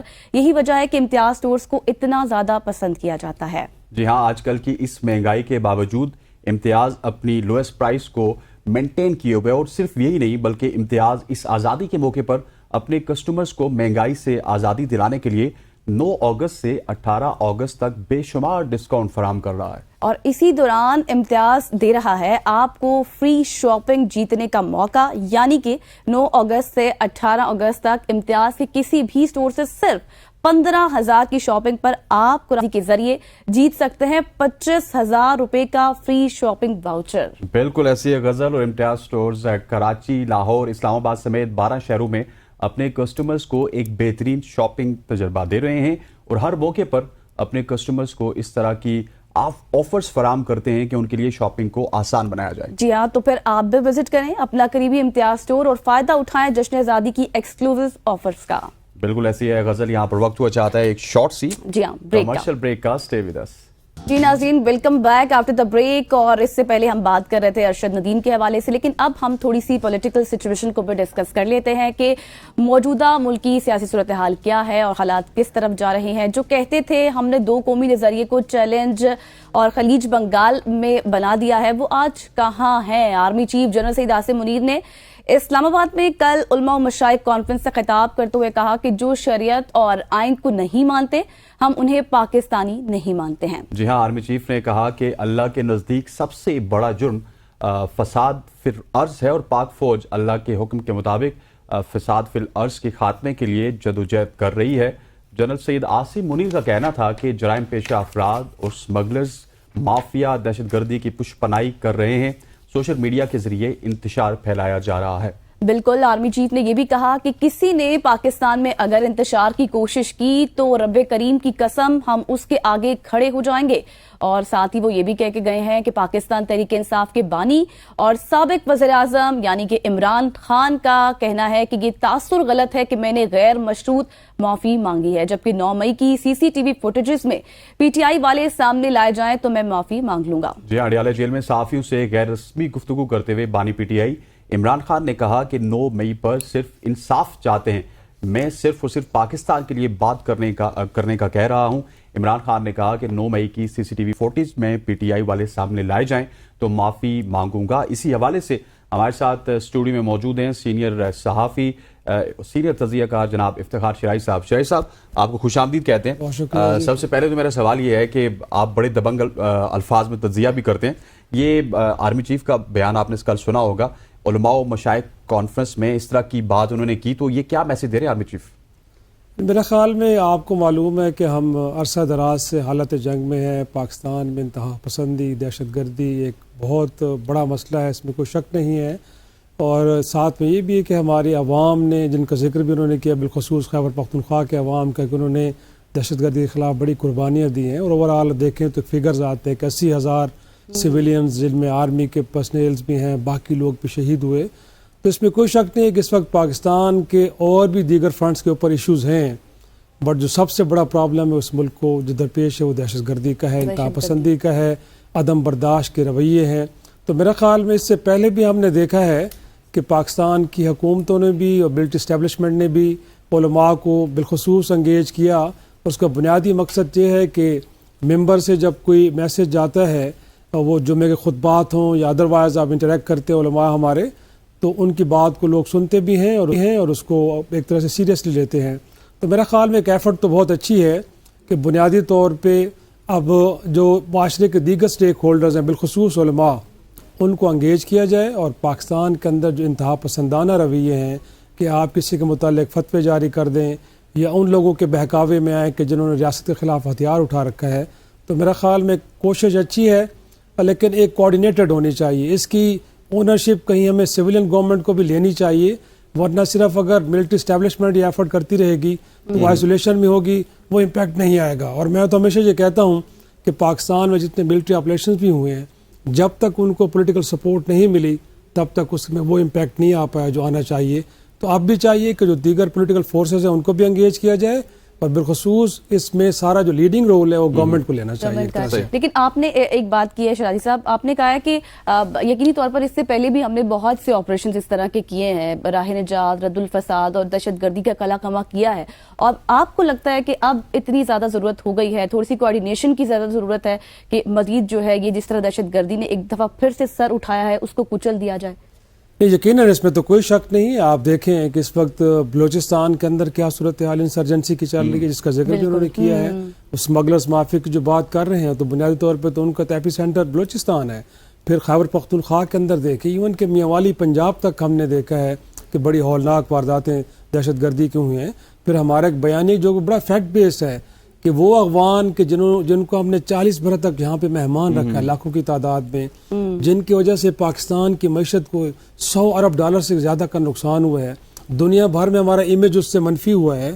آج ہم تصور کر رہے تھے، امید کر رہے تھے کہ جب وہاں سے الائڈ فورسز چلی جائیں گی اور وہاں پہ کوئی ایسا رجیم آئے گا کہ جن کو ہم نے مہمان یہاں پہ ٹھہرایا ہے، بٹ اس وقت افغانستان کی سرزمین پاکستان کے خلاف استعمال ہو رہی ہے، تو یہ بھی بڑا ایک لمحہ فکری ہے۔ تو میرا خیال میں ضرورت تو ہے، لیکن جو میں نے بنیادی نقطہ آپ کے سامنے رکھا ہے وہ یہ ہے کہ یہ کوآرڈینیٹڈ ایفرٹ، میں سمجھتا ہوں کہ نہ صرف پولیٹیکل فورسز بلکہ اس ملک کے جو عوام ہے وہ سب سے بڑے سٹیک ہولڈرز ہیں، کہ آپ کو عوام کو انگیج بھی کرنا چاہیے، اور جہاں جہاں بھی کچھ ایسی آوازیں آ رہی ہیں کہ جہاں سے آپ کو اچھا انپٹ مل سکتا ہے اور آپ کو لگتا ہے کہ وہاں سے چیزوں کو جو آئیڈینٹیفائی کیا جا رہا ہے وہ بنو کے معاملات ہوں، وہ گوادر ہو یا کہیں اور ہو، تو میرا خیال میں ان وائسز کو بھی سننا چاہیے اور اس کے اکارڈنگلی آپ کو اپنی پالیسی کو ایوالو کرنا چاہیے۔ اور ساتھ میں نے یہ بھی ذکر کیا ہے کل اس میں کہ ہم نے جو اے پی ایس کا افسانیہ ہوا تھا پشاور میں، اس کے بعد ہم نے ایک نیشنل ایکشن پلان بنایا ہے۔ اس کے بڑے اہم نکات ہیں، بہت سے نکات پہ ہم نے عمل درآمد کیا بھی ہے، یہی وجہ ہے کہ ہم فیٹف سے باہر نکلے اس کے بعد، کہ منی لانڈرنگ اور اسی طرح جو ٹیرر فائنانسنگ ہے۔ بٹ اب بھی ہم سمجھتے ہیں کہ مدرسہ ریفارمز کی طرف جانا چاہیے، ساتھ میں ہمیں وہ کلعدم تنظیمیں کہ جن کو ہم نے کلعدم قرار دیا بٹ کہیں نہ کہیں وہ ان کے نیٹ ورک چل رہے ہیں، تو ان کو بھی اگریسولی ایڈریس کرنا چاہیے، تب جا کے ہم ان چیزوں کو حل کر پائیں گے۔ مجھے بتائیے گا کہ اس کی کتنی زیادہ سگنیفیکنس ہے کہ موجودہ آرمی چیف کی بات کی جائے تو اتنا زیادہ ان کے کوئی بیانات آئے نہیں ہیں اس سے پہلے، اور یہ پہلی دفعہ علماء و مشائخ کانفرنس کے ساتھ انہوں نے خطاب کیا، پھر دہشت گردی کی بات کی۔ یہ کون سی ویسے دہشت گردی وہ والی ہے یا ڈیجیٹل والی بھی ہو سکتی ہے؟ میرا خیال میں انہوں نے سوشل میڈیا کا ذکر کیا ہے کل، کہ اگر آپ سپیچ دیکھیں تو بڑی کمپریہنسو ہے، کہ وہ بڑا ڈیٹیل میں انٹرنل میٹر سے لے کے پیلسٹائن تک اور پھر کشمیر اور باقی ایشوز کو بھی انہوں نے ساتھ میں سوشل میڈیا کو بھی انہوں نے ٹچ کیا ہے۔ تو میرا خیال میں اس میں تو کوئی شک نہیں ہے کہ ایک ڈیجیٹل شاید دہشت گردی کی وہ بات بھی کر رہے ہیں کہ اس وقت جو سوشل میڈیا میں پاکستان مخالف یا اسٹیبلشمنٹ مخالف ایک بیانیہ چل رہا ہے، لیکن میں سمجھتا ہوں کہ ان تمام بیانیوں کے کاؤنٹر ایک بیانیہ ضرور ہو سکتا ہے، بٹ اس کے لیے آپ کو گراؤنڈ ریئلٹیز کو ریڈ کرنا ہوگا، پبلک پلس کو لے کے آپ اگر ایکشنز لیں گے تو میرا خیال میں آپ کا بیانیہ پھر اس بیانیہ کے مقابلے میں جیت جائے گا۔ تو اس سے گھبرانا نہیں ہے، کیونکہ دیکھیں اس جو ایک پروپیگنڈا ہے نا، اس کی تاریخ بڑی پرانی ہے، تو یہ آج کا فنامنا نہیں ہے، اس کے اندر گیجٹس نئے آ گئے ہیں، digital platforms, but propaganda تو ہر دور میں رہا ہے، بٹ اس کو کاؤنٹر کرنے کا طریقہ یہی ہے کہ جو ریئل ایشوز ہیں آپ کو ان کو ایڈریس کرنے کے لیے ایک سیریس ایفرٹ کریں، اور اس ایفرٹ کے اندر تمام سٹیک ہولڈر شریک ہوں۔ اگر آپ آئسولیشن میں کریں گے تو شاید وہ کامیابی نہیں مل پائے گی، اگرچہ آپ کی نیت بھی بڑی اچھی ہوگی، تو کوئی آپ کی نیت پہ شک نہیں کرے گا کہ آپ شاید سیریس ایفرٹ نہیں کر رہے، لیکن جب تک تمام فریق شامل نہیں ہوں گے، میرا کہنا یہ ہے کہ اس میں کامیابی کے امکانات ذرا کم ہو جاتے ہیں۔ شیرازی صاحب، یہاں پہ ایک چیز اس کو بھی ہائی لائٹ کیجیے گا، جیسے آپ نے کہا ہے کہ گراؤنڈ ریئلٹیز کو ہمیں دیکھنا ہوگا، سٹیک ہولڈرز کو انوالومنٹ ان کی ضروری ہے، لیکن یہ ساری صورتحال اب ختم نہیں ہو رہی۔ جب بات ہوتی ہے، جب پریس کانفرنسز کی جاتی ہیں، 9 مئی کے حوالے سے باتیں کی جاتی ہیں، 9 مئی ہوا، آپ کو پتا ہے کہ ابھی گزشتہ دنوں جو ہے وہ حکومتی جو رہنما ہیں کچھ وہ بھی پریس کانفرنسز کر رہے تھے، انہوں نے کہا، کل بھی جب جاوید لطیف نے پریس کانفرنس کی تو انہوں نے یہی کہا، بھائی اب ہم، اور جو مصدق ملک ہیں وزیر پیٹرولیم، انہوں نے بھی کہا کہ ہم یہ معاملات خود بھی ختم کرنا چاہتے ہیں، 9 مئی ختم ہو، آپ معافی مانگیں اور آپ ایسا نہ کہیں کہ یہ کچھ ہوا نہیں، یہ ہوا ہے، تو آپ معافی مانگ لیں۔ عمران خان کو نہیں چاہیے تھا کہ وہ ڈائریکٹ معافی مانگ لیتے، بات ختم ہو جاتی، ملک آگے بڑھتا؟ دیکھیں، میں اس میں تو کوئی شک نہیں ہے کہ پاکستان اس دوراہے پہ جہاں پہ کھڑا ہے آج، کہ آج ہماری اکانومی ایک عملاً ڈیفالٹ کر چکی ہے، دوست ممالک کے پیسے ہمارے اکاؤنٹس میں پڑے ہیں اور اپنے ریزروز کو ہم نے مینٹین کیا ہوا ہے، ہماری ایکسپورٹس کچھ نہیں ہے. اگرچہ SIFC کا فورم بنایا ہے بٹ پاکستان میں ابھی تک کوئی فارن انویسٹمنٹ لینڈ نہیں کر رہی. IPPs کی ایشوز اپنی جگہ پہ ہیں, انفلیشن, یو نیم اٹ. تو ایسے میں یقینی طور پہ جو قیادت کا کردار ہوتا ہے وہ یہ ہوتا ہے کہ وہ بڑی فلیکسیبلٹی دکھاتی ہے, ایگو کو سامنے نہیں رکھتی. تو اس میں کوئی شک نہیں کہ جو آپ نے بات کی ہے کہ عمران خان صاحب کو بھی لچک کا مظاہرہ کرنا چاہیے. اگر ان کا بیانیہ بھی یہ ہے کہ وہ اس ملک کے لیے جیل گئے ہیں, اس ملک کے لیے وہ مصیبتیں سہ رہے ہیں یا ان کے باقی کارکن یا رہنما, لیکن دوسری طرف سے بھی میرا خیال میں اسی لچک کا مظاہرہ کرنا چاہیے. دیکھا جائے تو عملاً اس وقت تحریک انصاف 114 نشستوں کے ساتھ اس پارلیمان کی سب سے بڑی جماعت ہے. اس جماعت کی ایک بڑے صوبے میں جہاں پہ اس وقت دہشت گردی چل رہی ہے وہاں پہ ان کی حکومت ہے, 2/3 میجارٹی سے زیادہ ان کو وہاں پہ مینڈیٹ ملا ہے, باقی صوبوں میں ان کا مینڈیٹ ہے. تو میں سمجھتا ہوں کہ ایک ایسی جماعت کہ جس کو عوامی تائید حاصل ہے, 3 کروڑ سے زائد شاید لوگوں نے ان کو ووٹ کیا ہے, اگر آپ ان کو آئسولیشن میں رکھ کے ایفرٹ کریں گے تو نہیں ممکن نا کہ آپ کامیاب ہو پائیں. تو ضرور ہے اگر ان کے اینڈ پہ 9 مئی کو لے کے یقینی طور پہ سے کوئی شک نہیں ہے کہ 9 مئی کا واقعہ ہوا ہے, لوگوں نے ریڈ لائن کراس کی ہے, لیکن ایک ان کی طرف سے جو لاجیکل ڈیمانڈ آئی ہے, ایک تو یہ ہے کہ اس معاملے پہ کمیشن بننا چاہیے, ضرور بننا چاہیے, اس معاملے کی فورینزک تحقیقات ہونی چاہیے. اگر وہ کلیم کر رہے ہیں کہ جو لوگ ریڈ لائن کراس کرنے والے تھے ان کا تعلق PTI سے نہیں ہے, تو میرے خیال میں ان کو اطمینان دلانے کے لیے اس میں کرنے میں کوئی حرج نہیں ہے. تو حکومت وقت کو بھی چاہیے کہ اس کے پیچھے چھپ کے پالیٹکس نہ کرے, ان کی نیت بھی اچھی ہے. تو جو لاجیکل ڈیمانڈز ہے اس ملک میں کمیشن بنتے رہے ہیں بھائی, 71 میں کمیشن بنا ہے, ایبٹ آباد پہ کمیشن بنایا ہے, کئی معاملات ہیں جن پہ مسئلہ یہ ہے کہ ان کمیشنز میں سے کچھ نکل نہیں پایا. آپ ہمارے ساتھ موجود رہیے گا. شاہد صاحب ہمارے ساتھ موجود ہیں, یہاں پر وقت ہوا چاہتا ہے ایک شارٹ سی کمرشل بریک کا, واپس آتے ہیں. Welcome back to show. PTI کے بانی عمران خان نے بدھ کے روز پارٹی سے شیر افضل مروت کی بے دخلی کے فیصلے پر نظر ثانی کرنے پر آمادگی ظاہر کر دی. PTI کے چیئرمین بیرسٹر گوہر علی نے کہا کہ ایک بیان میں کہا کہ انہوں نے عمران خان سے ملاقات کے دوران شیر افضل مروت کی بے دخلی کے نوٹیفیکیشن پر دوبارہ غور کرنے کی درخواست کی. جی ہاں, اب دیکھنا یہ ہے کہ عمران خان اس فیصلے پر کیا نیا قدم اٹھاتے ہیں, اور آیا کہ شیر افضل مروت کو پارٹی میں دوبارہ شامل ہونے کا موقع ملے گا یا پھر نہیں. اسی پر پوائنٹ لیں گے. شیرازی صاحب ہمارے ساتھ موجود ہیں. شیرازی صاحب, کیا لگتا ہے آپ کو, کیا آپ کی اس کے اوپر ٹیک ہے, کیا کہیں گے؟ میرا خیال میں یہ کوئی تحریک انصاف واحد جماعت نہیں. اس سے پہلے آپ کو یاد ہوگا کہ مسلم لیگ نون کے اندر بھی لوگوں نے پارٹی کی عادت سے ڈسینڈ کیا, اختلاف کیا یا الگ رائے دی, تو ان کو بھی اس طرح کے نوٹسز ہوئے, کچھ لوگ پارٹیوں سے نکالے بھی گئے. لیکن یہ ہے کہ میرا خیال میں پارٹی کے لوگوں کو بھی چاہیے کہ حساس معاملات پہ بالخصوص گفتگو کرتے ہوئے احتیاط کا دامن ضرور رکھنا چاہیے ہاتھ میں. اور پھر یہ ہے کہ کسی بھی معاملے پہ پارٹی کا فورم موجود ہوتا ہے, وہاں پہ کنسلٹیشن کے بعد جو بھی ایک آپ اوپینین اپناتے ہیں اس کا اظہار ہونا چاہیے. تو پرومیننٹ ہونے کے لیے, آئی بالز کیچ کرنے کے لیے اگر آپ ایسا کرتے ہیں تو میرے خیال میں بڑے غیر ذمہ دارانہ رویے ہے. اور ایسے میں بھی آپ سمجھ رہے ہیں کہ آپ کی پارٹی اس وقت بڑی مشکل دور سے گزر رہی ہے اور آپ حساس معاملات کو اس طرح اوپنلی ٹچ کرتے ہیں, تو یقینی طور پہ پھر اس کا انجام یہی ہوتا ہے جو ہوا ہے. بٹ عمران خان صاحب کو بھی چاہیے کہ تھوڑا سا چیزوں کو بڑے احتیاط سے لے کے چلیں, کیونکہ اس سے پہلے آپ کو یاد ہوگا جب ان کی حکومت تھی تو عاطف خان کے ساتھ کیا ہوا یا باقی لوگوں کے ساتھ پارٹی سے نکالا جا رہا ہے, پھر اندر کیا جا رہا ہے, جہانگیر ترین دیکھ لیں. تو تھوڑا سا خیال کے ساتھ, احتیاط کے ساتھ آگے بڑھنا چاہیے.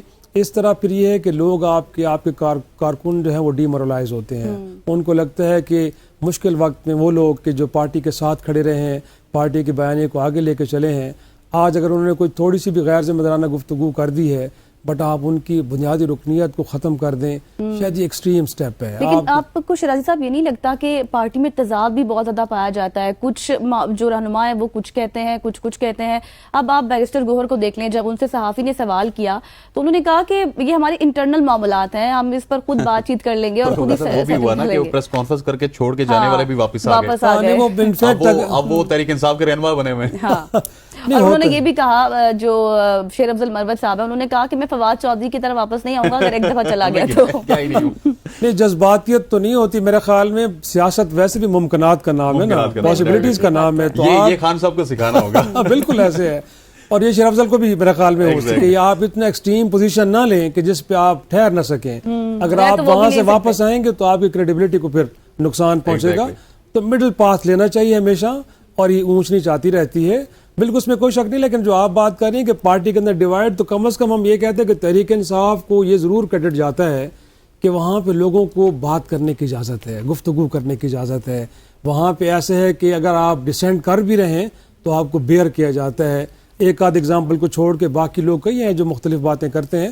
تو یہ ایک اچھا کلچر بھی ہے. ہم تو سمجھتے ہیں کہ اس ملک کے اندر سب سے بڑی ڈیبیٹ ہوتی یہی ہے کہ ایک پارٹی کا سربراہ یا تو وہ خود ہے یا اس کے خاندان سے کوئی شخص ہے, کوئی تیسرا نہیں ہو سکتا.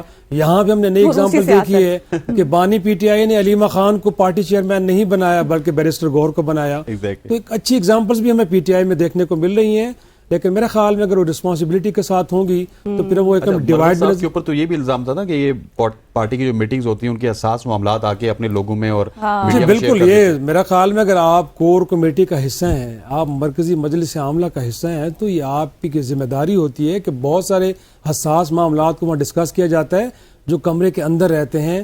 باہر آپ کی اوپینین کیا ہے جو پارٹی آپ کو بتاتی ہے. یہ پارٹیوں کی بھی ذمہ داری تو ہے نا کہ جو جملہ انہوں نے بولا تھا کہ پروگرام تو وہ ہو گیا, اس کے بعد وہ لیڈر بن گئے, تو پھر جی ہاں یہ ہے بس. اب یہ ہمارے عوام کا کمال بھی تو ہے نا کہ ایسے لوگوں کو جب تو پبلک پلس بھی تو لوگ لیتے ہیں نا, وہ دیکھتے ہیں کہ شیخ افضل مروت اگر اس وقت پریویل کر رہا ہے پبلک میں تو پارٹیز چاہتی ہیں کہ ایسے لوگوں کو تھوڑا سا پھر پش کیا جائے, ان کے پیچھے کھڑا ہو جائے تاکہ پارٹی کو بھی اس کا فائدہ ہو. تو آپ سمجھتے ہیں اب شرازی صاحب کی کیا واقعی وہ واپس آ جائیں گے؟ کیونکہ اس سے پہلے تو یہ لوگ یہی کہتے رہے, بیرسٹر گوہر نے کہا کہ یہ ایک جعلی نوٹیفیکیشن تھا اور مس انڈرسٹینڈنگز بھی ہو جاتی ہیں. میرا خیال میں آ جائیں گے اگر عاطف خان جیسے لوگ باقی لوگ آئے ہیں تو بالکل. صاحب کو بھی ڈس آن تو کوئی نہیں کر رہا. انفیکٹ وہ بھی اپنے آپ کو اس کے ساتھ اون پارٹی کو کر رہے ہیں ایک طرح سے ایسوسیٹ, تو ان کو یہ کوئی نہیں کہہ رہا کہ آپ نہیں ہیں. تو میرا خیال ہے اور یہ اچھا بھی ہے, دیکھا جائے تو انہوں نے ایک مشکل وقت میں بہرحال پارٹی کو کہیں نہ کہیں لیڈ کیا ہے. سر اس سے پہلے کہ میں جماعت اسلامی کے حوالے سے بات کروں, ایک شارٹ سا مجھے جواب دیجیے گا. خان صاحب نے صحافیوں سے گفتگو کرتے ہوئے کہا کہ مجھے یہ گورنمنٹ 2 مہینے تک نظر آ رہی ہے چلتی ہوئی, اس کے بعد یہ چلتی ہوئی نظر نہیں آ رہی. تو یہ کہاں سے انہوں نے پیش گوئی؟ میرا خیال ہے اکنامک فرنٹ کو دیکھتے انہوں نے کہا ہے کہ بارہا کوششیں کرنے کے باوجود ہمیں ابھی تک دوست ممالک بھی رسپونڈ نہیں کر رہے. تو آپ اندازہ لگائیں کہ ہمارے اس وقت جو سب سے بڑا پرابلم ہے, شاید ہم چاہ رہے ہیں کہ ہمارے دوست ممالک بالخصوص چائنا ہمارا جو $15 بلین کا لون ہے اس کو رول اوور کر دے. بٹ ابھی تک وہاں سے بھی اگر میسیجنگ کو پازیٹیو نہیں ہے تو میرا خیال میں عمران خان صاحب نے اکنامک فرنٹ کو مد نظر رکھتے ہوئے یہ کہا ہے کہ شاید اگر یہ 2 ماہ مزید اس طرح کنٹینیو کرتا ہے تو یقینی طور پہ پھر IMF پروگرام اور باقی چیزیں ساری مشکل میں آ سکتی ہیں. تو ان کی ایک اسیسمنٹ ہے جو اتنی غلط نہیں ہے میرا خیال میں. اگر سچویشن اس طرح پریویل کرے گی تو وہ زیادہ دیر تک رہ نہیں سکتی, پھر ہمیں کسی طرف جانا پڑے گا. تھوڑا سا جماعت اسلامی کی بات بالکل. شادی صاحب اب یہ صورتحال تو ہم نے ڈسکس کر لی ہے, اب جو ہوگا دیکھا جائے گا, اب آگے والے دنوں میں کیا ہوتا ہے. لیکن ایک اور عوامی مسائل بھی ہیں جس کے اوپر دھرنا دیا جا رہا ہے, اور اب کوئی 14-15واں دن ہے آج, 15واں دن ہو گیا, اور اب وہ کہہ رہے ہیں کہ مذاکرات ہو چکے ہیں ہمارے سم ورڈ. عطا طارق کہہ رہے ہیں کہ جو آپ کے مسائل ہیں وہی ہمارے مسائل ہیں, تو پھر کیوں کوئی وے فارورڈ نہیں نکل رہا؟ کیا بات کر دی انہوں نے. بس میرا خیال میں اس دھرنے سے جماعت اسلامی کو اتنا ضرور فائدہ ہوا ہے کہ انہوں نے میڈیا اٹینشن گریب کی ہے, اور کافی دن تک وہ ٹی وی سکرینز کے اوپر اور پرنٹ میڈیا کی زینت بنے رہے ہیں. لیکن الٹیمیٹ گول میرا خیال میں ان کو معلوم تھا پہلے دن سے کہ وہ اچیو نہیں کر سکتے. IPPs کے ایشوز بڑے کمپلیکسڈ ہیں, اس میں کوئی شک نہیں ہے کہ ساورن گارنٹیز ہیں, ان کے نتیجے میں آپ ان کو آگے پیچھے نہیں کر سکتے. لیکن ہاں یہ ضرور ہے کہ ان میں سے بہت سارے ایسے IPPs کے مالکان ہیں کہ جو خالصتاً پاکستانی ہیں, وہ بیرون ملک سے نہیں آئے, وہ ترکی سے نہیں ہے, وہ کسی اور ملک سے نہیں ہے. تو میں سمجھتا ہوں کہ ان کو بھی چاہیے تھا کہ ایک فیکٹ شیٹ سامنے رکھتے اور کم از کم ریاست پاکستان کو بتاتے کہ جہاں آپ لوگوں کو لوٹ رہے ہیں. کم از کم ہوگا کہ کسی زمانے میں زرداری صاحب کہا کرتے تھے یہ جو معاہدے ہیں یہ قرآن و حدیث نہیں ہوتے, لیکن عوام کی دفعہ وہ بڑے کمپلیکیٹڈ ہو جاتے ہیں. لیکن ریکارڈ ایک اور باقی معاملات ہم نے دیکھا نا کہ ہمیں پھر جرمانے ہوئے, اگرچہ دوست ممالک نے پھر ان کو معاف کروایا جو کچھ بھی ہے. تو ساورن گارنٹیز جب ہوتی ہے تو آپ ان کو چھیڑ نہیں سکتے. لیکن جیسے میں نے کہا ہے نا کہ بہت سارے IPPs کے مالکان لوکل ہیں, پاکستانی ہیں. اور آپ کو حیران ہوگا کہ کل میں سن رہا تھا کہ فوجی فاؤنڈیشن کے بھی 4 بجلی کے جو وہ ہیں وہ IPPs ان کی ہیں. اسی طرح باقی لوگ ہیں, جہانگیر ترین صاحب ہیں یا باقی عبدالرزاق صاحب ہیں یا باقی, ان لوگوں کو ضرور بٹھایا جا سکتا ہے کہ اس وقت پاکستان بڑی مشکل صورتحال کا شکار ہے. ہمارے لوگ میں سخت نہیں ہے کہ وہ 70 روپے پر یونٹ بجلی دے سکیں. تو خدارہ کم از کم کیپیسٹی پیمنٹ کے حوالے سے یا دیگر جہاں جہاں ہمیں آپ ریلیف دے سکتے ہیں آپ وہاں پہ دیں. تو یہ گفتگو ہونی چاہیے جو کہ بڑی لاجیکل بھی ہے اور پریکٹیکل بھی ہے. ادروائز آپ یہ کہیں کہ سارے معاہدوں کو ختم کر دیں اور ان کو کہیں کہ جی آپ چلے جائیں, تو پھر آپ SIFC کا فورم بنائیں, دنیا سے آپ کہہ رہے ہیں کہ انویسٹمنٹ لے کے آئیں, اور جو پہلے لے کے آئیں آپ ان سے کہہ رہے ہیں کہ جی آپ کی انویسٹمنٹ یہاں پہ محفوظ نہیں ہے. تو یہ میرا خیال میں مناسب نہیں ہوگا. لیکن اس کے بعد آپ یہ سمجھتے ہیں کہ تھوڑا سا جماعت اسلامی جو ہے وہ پاپولر بھی ہو گئی ہے؟ میں نے آپ سے پہلے کہا ہے کہ یہ 14-15 دن ان کو لگا ہے کہ انہوں نے میڈیا اٹینشن گریب کی ہے اور انہوں نے اپنا پروفائل ذرا بہتر کیا ہے.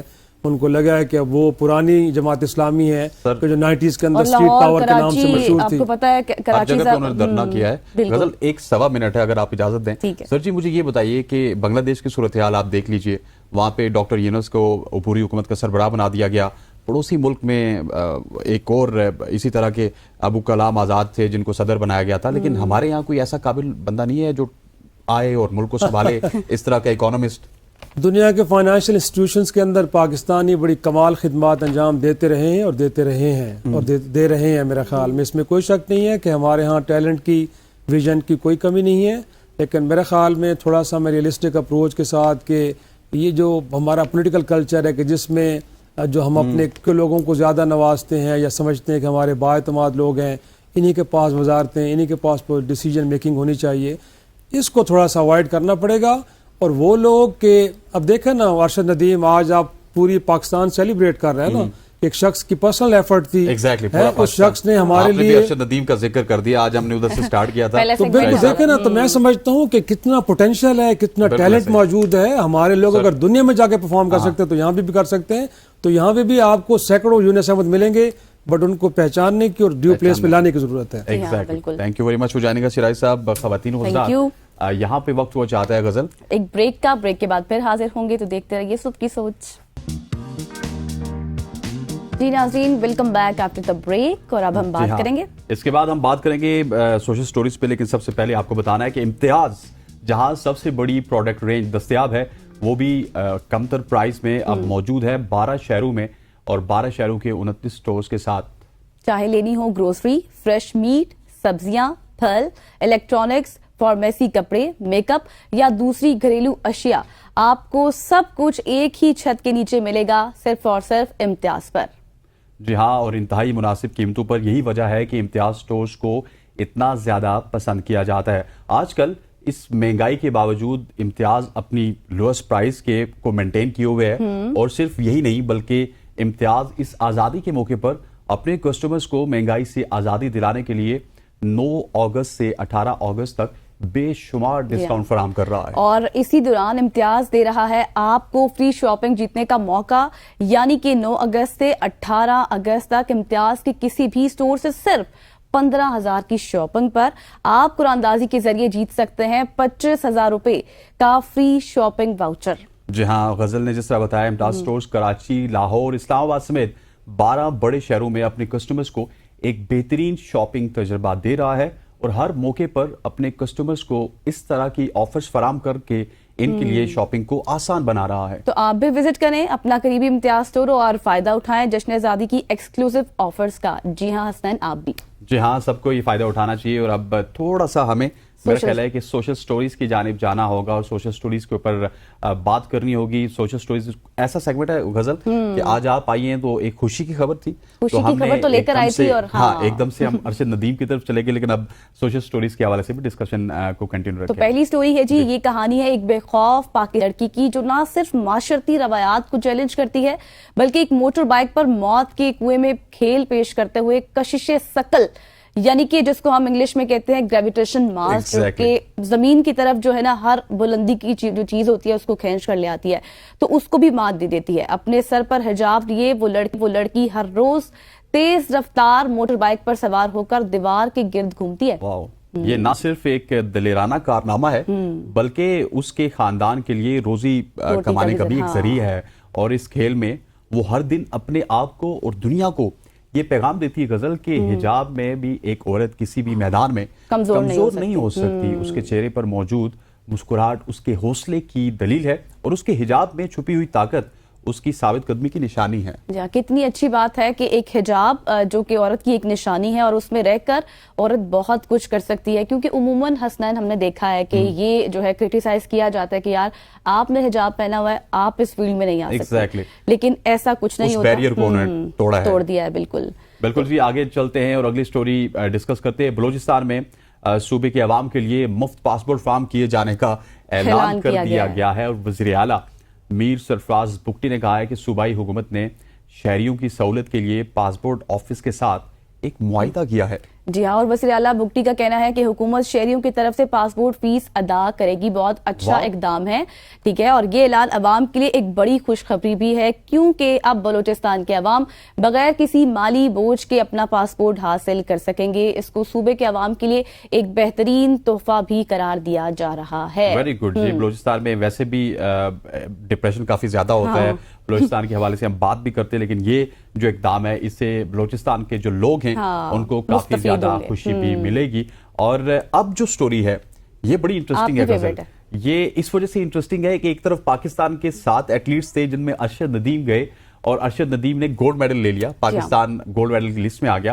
لیکن دوسری جانب ہمارے پڑوسی ملک میں بہت سارے ایتھلیٹس ایسے ہیں جنہوں نے شرکت ہی نہیں کی, ان کو اولمپکس والوں نے یا تو ناک آؤٹ کر دیا یا کچھ اسی طرح کا ہوا. بڑی کھلبلی سی مچی ہوگی وہاں پر اس وقت. ایگزیکٹلی. اور بھارتی ریسلر ہے انتم پنگل, جن کو پیرس اولمپک سے اس وقت بے دخل کرنے کا فیصلہ کیا گیا جب ان کی بہن ان کا ایکریڈیشن کارڈ استعمال کرتے ہوئے اولمپک ولیج گیمز میں داخل ہونے کی کوشش کرتے ہوئے پکڑی گئی. جی ہاں, اور فرانسیسی حکام کی جانب سے نظم و ضبط کی خلاف ورزی کی نشاندہی پر بھارتی اولمپک ایسوسی ایشن نے ریسلر انتم پنگل اور اس کی ٹیم کو واپس بلانے کا بھی فیصلہ کیا ہے. جی ہاں, اور ریسلر انتم پنگل اور ان کی ٹیم کو پیرس سے بے دخل کیا جا چکا ہے. اور اس کے علاوہ بھی بھارت کے بہت سارے ایتھلیٹس ایسے ہیں کہ جن کو بے دخل کیا گیا, اور ابھی تک وہ گولڈ میڈل صرف نیرج چوپڑا کا ویٹ کر رہی تھے, اور وہ ان کی امیدوں پہ پانی پھیر دیا. اور جس طرح گزشتہ میں نے جیسے پہلے بھی بات کی تھی کہ گزشتہ 24 سے 48 گھنٹوں میں جو ادھر وہاں پر رولا ایک مچا ہوا تھا نا کہ یہ ہو جائے گا وہ ہو جائے گا, وہ سب ہائپ وہ ساری کی ساری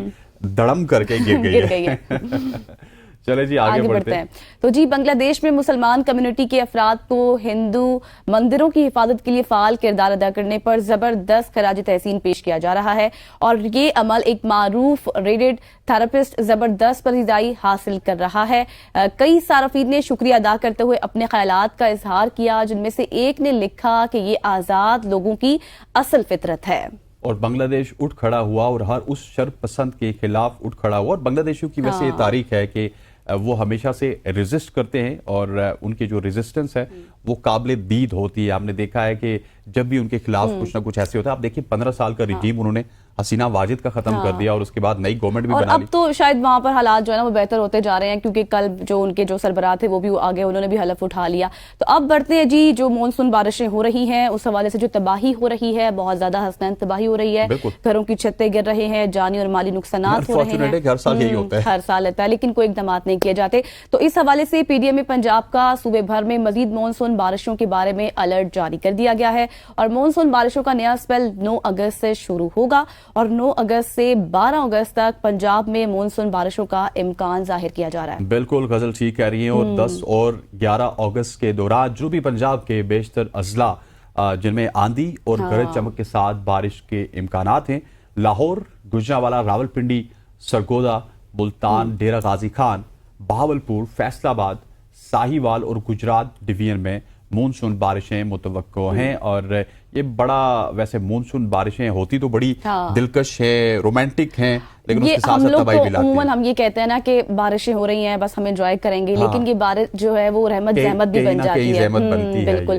تو اب ہم بڑھتے ہیں, ہمارے ساتھ موجود ہیں بیورو چیف ملتان اختر شیخ صاحب. وہ ساری صورتحال سے آگاہ کریں گے کہ وہاں الرٹ جاری کر دیے گئے ہیں, کیا کیا اقدامات کیے گئے ہیں مونسون کے حوالے سے, جو پہلے سے جس طرح الرٹ آ رہے ہیں, رپورٹس بھی آ گئی ہیں. اختر شیخ ہمارے ساتھ موجود ہے. اختر شیخ, کہیے گا کیا اقدامات حفاظتی کیے گئے ہیں؟ آپ کو یاد ہوگا جنوبی پنجاب میں 2022 میں سیلاب کی صورتحال پیدا ہوئی تھی.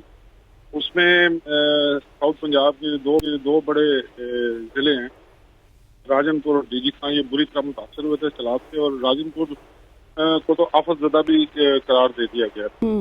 تو اسی تناظر میں اب جو دریا کی چناب اور دریا سندھ میں جو ہے ہلکے سیلاب کا خطرہ ظاہر کیا جا رہا ہے، جس میں آپ کو بتاتے چلیں سندھ میں جو اس وقت صورتحال ہے وہ 4 لاکھ کیوسک سے زیادہ کا سیلابی ریلا گزر رہا ہے، اور یہ خطرے کے لگ بھگ ہے یہ اس وقت جو سیلابی ریلا چل رہا ہے، اور اس کے ساتھ جو اس علاقے کو سندھ کے ساتھ جو سب سے زیادہ متاثر کرتا ہے وہ یہاں کے کو سلیمان کی رود کوئی ہوتی ہیں، جہاں سے آنے والا اضافی پانی جو ہے وہ یہاں کی آبادیوں میں داخل ہوتا ہے، تو اس دفعہ بھی یہی صورتحال چل رہی ہے، اور اس کے ساتھ سیلاب کے ساتھ جو بارشیں کی پیشن گوئی کی جا رہی ہے کہ مزید بارشیں بھی ہوگی، تو اس سے جو سیلابی کیفیت ہے اس میں اضافہ آنے کا اور اس میں خطرناک حد تک جانے کا بھی امکان ظاہر کیا جا رہا ہے۔ اختر شیخ صاحب مجھے یہ بتائیے گا کہ ہر سال یہی ہمیں دیکھنے کو ملتا ہے، اگر آپ ملتان کی بات کر لیں، ایون غزل اسلام آباد کی بھی بات کر لیں تو کچھ سیکٹرز ایسے ہیں جہاں پہ پانی آ جاتا ہے، لیکن پی ڈی ایم میں ہوگی، ایگزیکٹلی پی ڈی ایم میں ہوگی یا این ڈی ایم میں ہوگی، اختر شیخ صاحب آپ نے کبھی ان کو پوچھا نہیں کہ ہر سال یہ کام ہوتا ہے، اور اب تو ڈپارٹمنٹ بھی ہیں، یہ لوگ لاکھوں کی تعداد میں تنخواہیں لے رہے ہیں، لاکھوں روپے گورنمنٹ سے وصول کر رہے ہیں، لیکن انفارچونیٹ یہ ہے کہ ہر سال ہمیں یہی سننے کو ملتا ہے کہ ملتان میں فلاں ہو گیا، اس کے بعد پنجاب کے ڈفرینٹ علاقوں میں یہ ہو گیا اور سندھ میں یہ ہو گیا۔ جی بالکل، ایسے بنیادی طور جو پی ڈی ایم ہے وہ اس کے جو ذرائع معلومات لیتے ہیں، وہ ڈسٹرکٹ ایڈمنسٹریشن ہے، ریسکیو کا ادارہ ہے، یا کوئی زراعت کے ایک دو محکمے، یہ پی ڈی ایم میں انہی کی بنیاد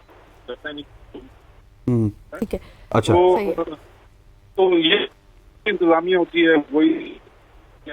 ٹھیک ہو گیا اختر شیخ صاحب، ہمارے ساتھ عرفان کاٹھیا موجود ہیں جو کہ پی ڈی ایم میں پنجاب کے ڈائریکٹر ہیں۔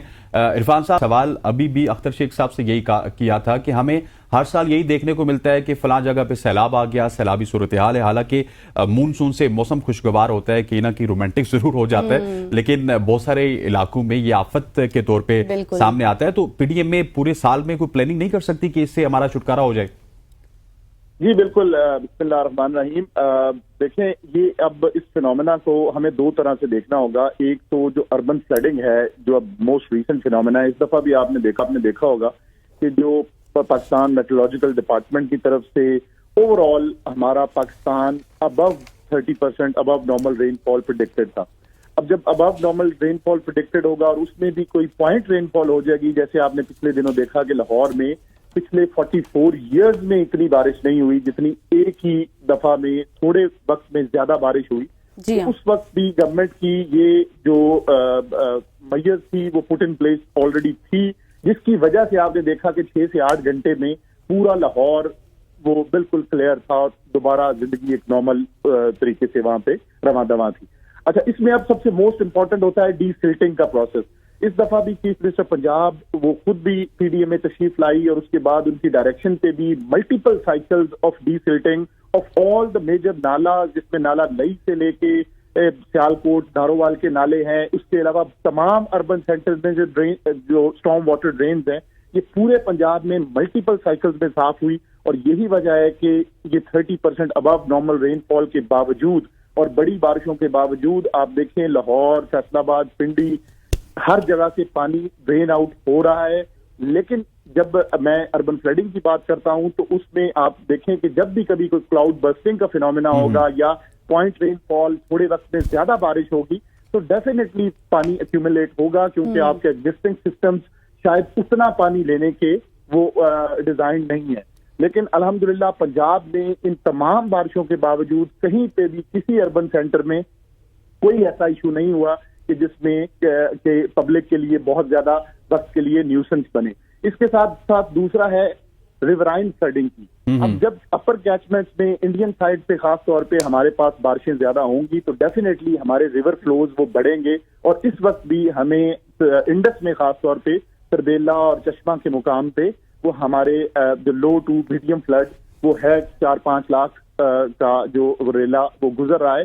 اس میں بھی اب ایک بات سمجھنے کی ضرورت ہے کہ جو فلڈ پلین ڈیفائنڈ ہے، یہ دریا کی گزر گاہ ہے، اس کے اندر بھی پرانی سیٹلمنٹس ہیں، لوگوں کی وہاں کچھ رہائش گاہیں ہیں، اور خاص طور پہ وہاں فصلیں ہیں جو کہ ڈیفینیٹلی جب واٹر لیول بڑھتا ہے اور وہ ریور بیڈ ہے تو اس میں فصلوں میں پانی ضرور آتا ہے. اور اس وقت بھی 4 اضلاع ہمارے جس میں میاں والی ہے, لیا ہے, راجن پور ہے اور جیستان ہے, اس کی چند سیٹلمنٹس میں پانی آیا ہوا ہے, لیکن ان کو ٹائملی نہ صرف ریسکیو کیا گیا ہے, وہاں ان کے مال مویشی کے لیے, پبلک کے لیے میڈیکل کیمپس, ریلیف کیمپس وہ لگائے گئے ہیں. اور الحمدللہ پنجاب میں جو ریورائن فلڈ ریلیٹڈ کوئی سنگل کیجویلٹی, سنگل انجری نہیں ہے الحمدللہ. لیکن عرفان کاٹیا صاحب, ابھی جو اگلے اسپیل کی بات کی جا رہی ہے وہ 9 سے تقریباً 12 کے درمیان, جو کہ زیادہ خطرناک ہو سکتا ہے, خدشہ ظاہر کیا جا رہا ہے.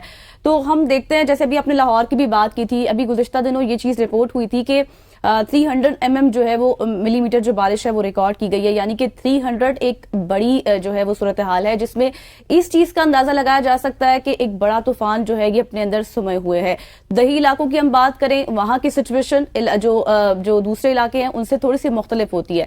تو آپ کیا اس حوالے سے اقدامات, کیا آگاہی فراہم کریں گے جو لوگ ہیں وہاں پر محصور ہیں, اور جن کو جیسے اب اگر ہم بات کریں دیہی علاقوں کی یا پھر یہاں کے علاقوں کی, تو یہاں پر کیا ہوتا ہے کہ تھوڑی سی چھتیں گر جاتی ہیں, انفراسٹرکچر تھوڑا سا مختلف ہوتا ہے, تو اس حوالے سے کیا اقدامات ہونے چاہیے؟ جی بالکل, یہ آپ نے بڑے پرٹیننٹ کوشچن کیا. آپ جو لاہور کی بارش کی تھی یہ 360 mm تھی, جو بالکل 3-4 گھنٹوں میں بارش آئی اور اس کے بعد لاہور میں اس طرح ہوا. لیکن اب سب سے جو امپورٹنٹ چیلنج ہے for P D M A and government of Punjab, وہ اربن فلڈنگ کو ہم نے الحمدللہ دیکھا, ہم نے اس سے نپٹا. ریورائن فلڈنگ کو ہم دیکھ رہے ہیں, انشاءاللہ اس میں ہم ہر طرح سے تیار ہیں. اس چیز کے لیے ہم شاید پراپرلی تیار نہیں ہیں, وہ ہے ڈینجرس بلڈنگ. اب آپ دیکھیں کہ 30 جون سے لے کے جولائی کا مہینہ اور اگست کے 8 دن, by now there are 60 deaths. Unfortunately 60 قیمتی جانیں ان کا نقصان ہوا صرف اور صرف بلڈنگز کے کلیپس کی وجہ سے. اب یہ ایک اتنا وائڈ رینجنگ فینومینا ہے جس پہ already geo mapping, geo tagging تو گورنمنٹ لیول پہ یہ ہوئی ہے کہ مور دین 11,000 بلڈنگز ہیں جو پارشلی یا فلی ڈینجرس ہیں ان پنجاب, جس میں پبلک سیکٹر کی بلڈنگ بھی ہیں, پرائیویٹ سیکٹر کی بلڈنگ بھی ہیں. لیکن اب ان پہ پراپرلی افیکٹولی وہ کام کا ہونا that requires huge financial implications. اور دوسرا پھر یہ کہ اس کے علاوہ بھی جو دیہاتوں میں بھانا جات ہوتے ہیں, لوگوں کے معاشیوں کی جگہ ہوتی ہیں, ابھی آپ پچھلے دنوں میں کافی سارے ان کے گرنے کی وہ وجوہات کی وجہ سے لوگ نیچے آئے, اور جس میں بائی ناؤ 60 ڈیتھس ہو چکی ہیں.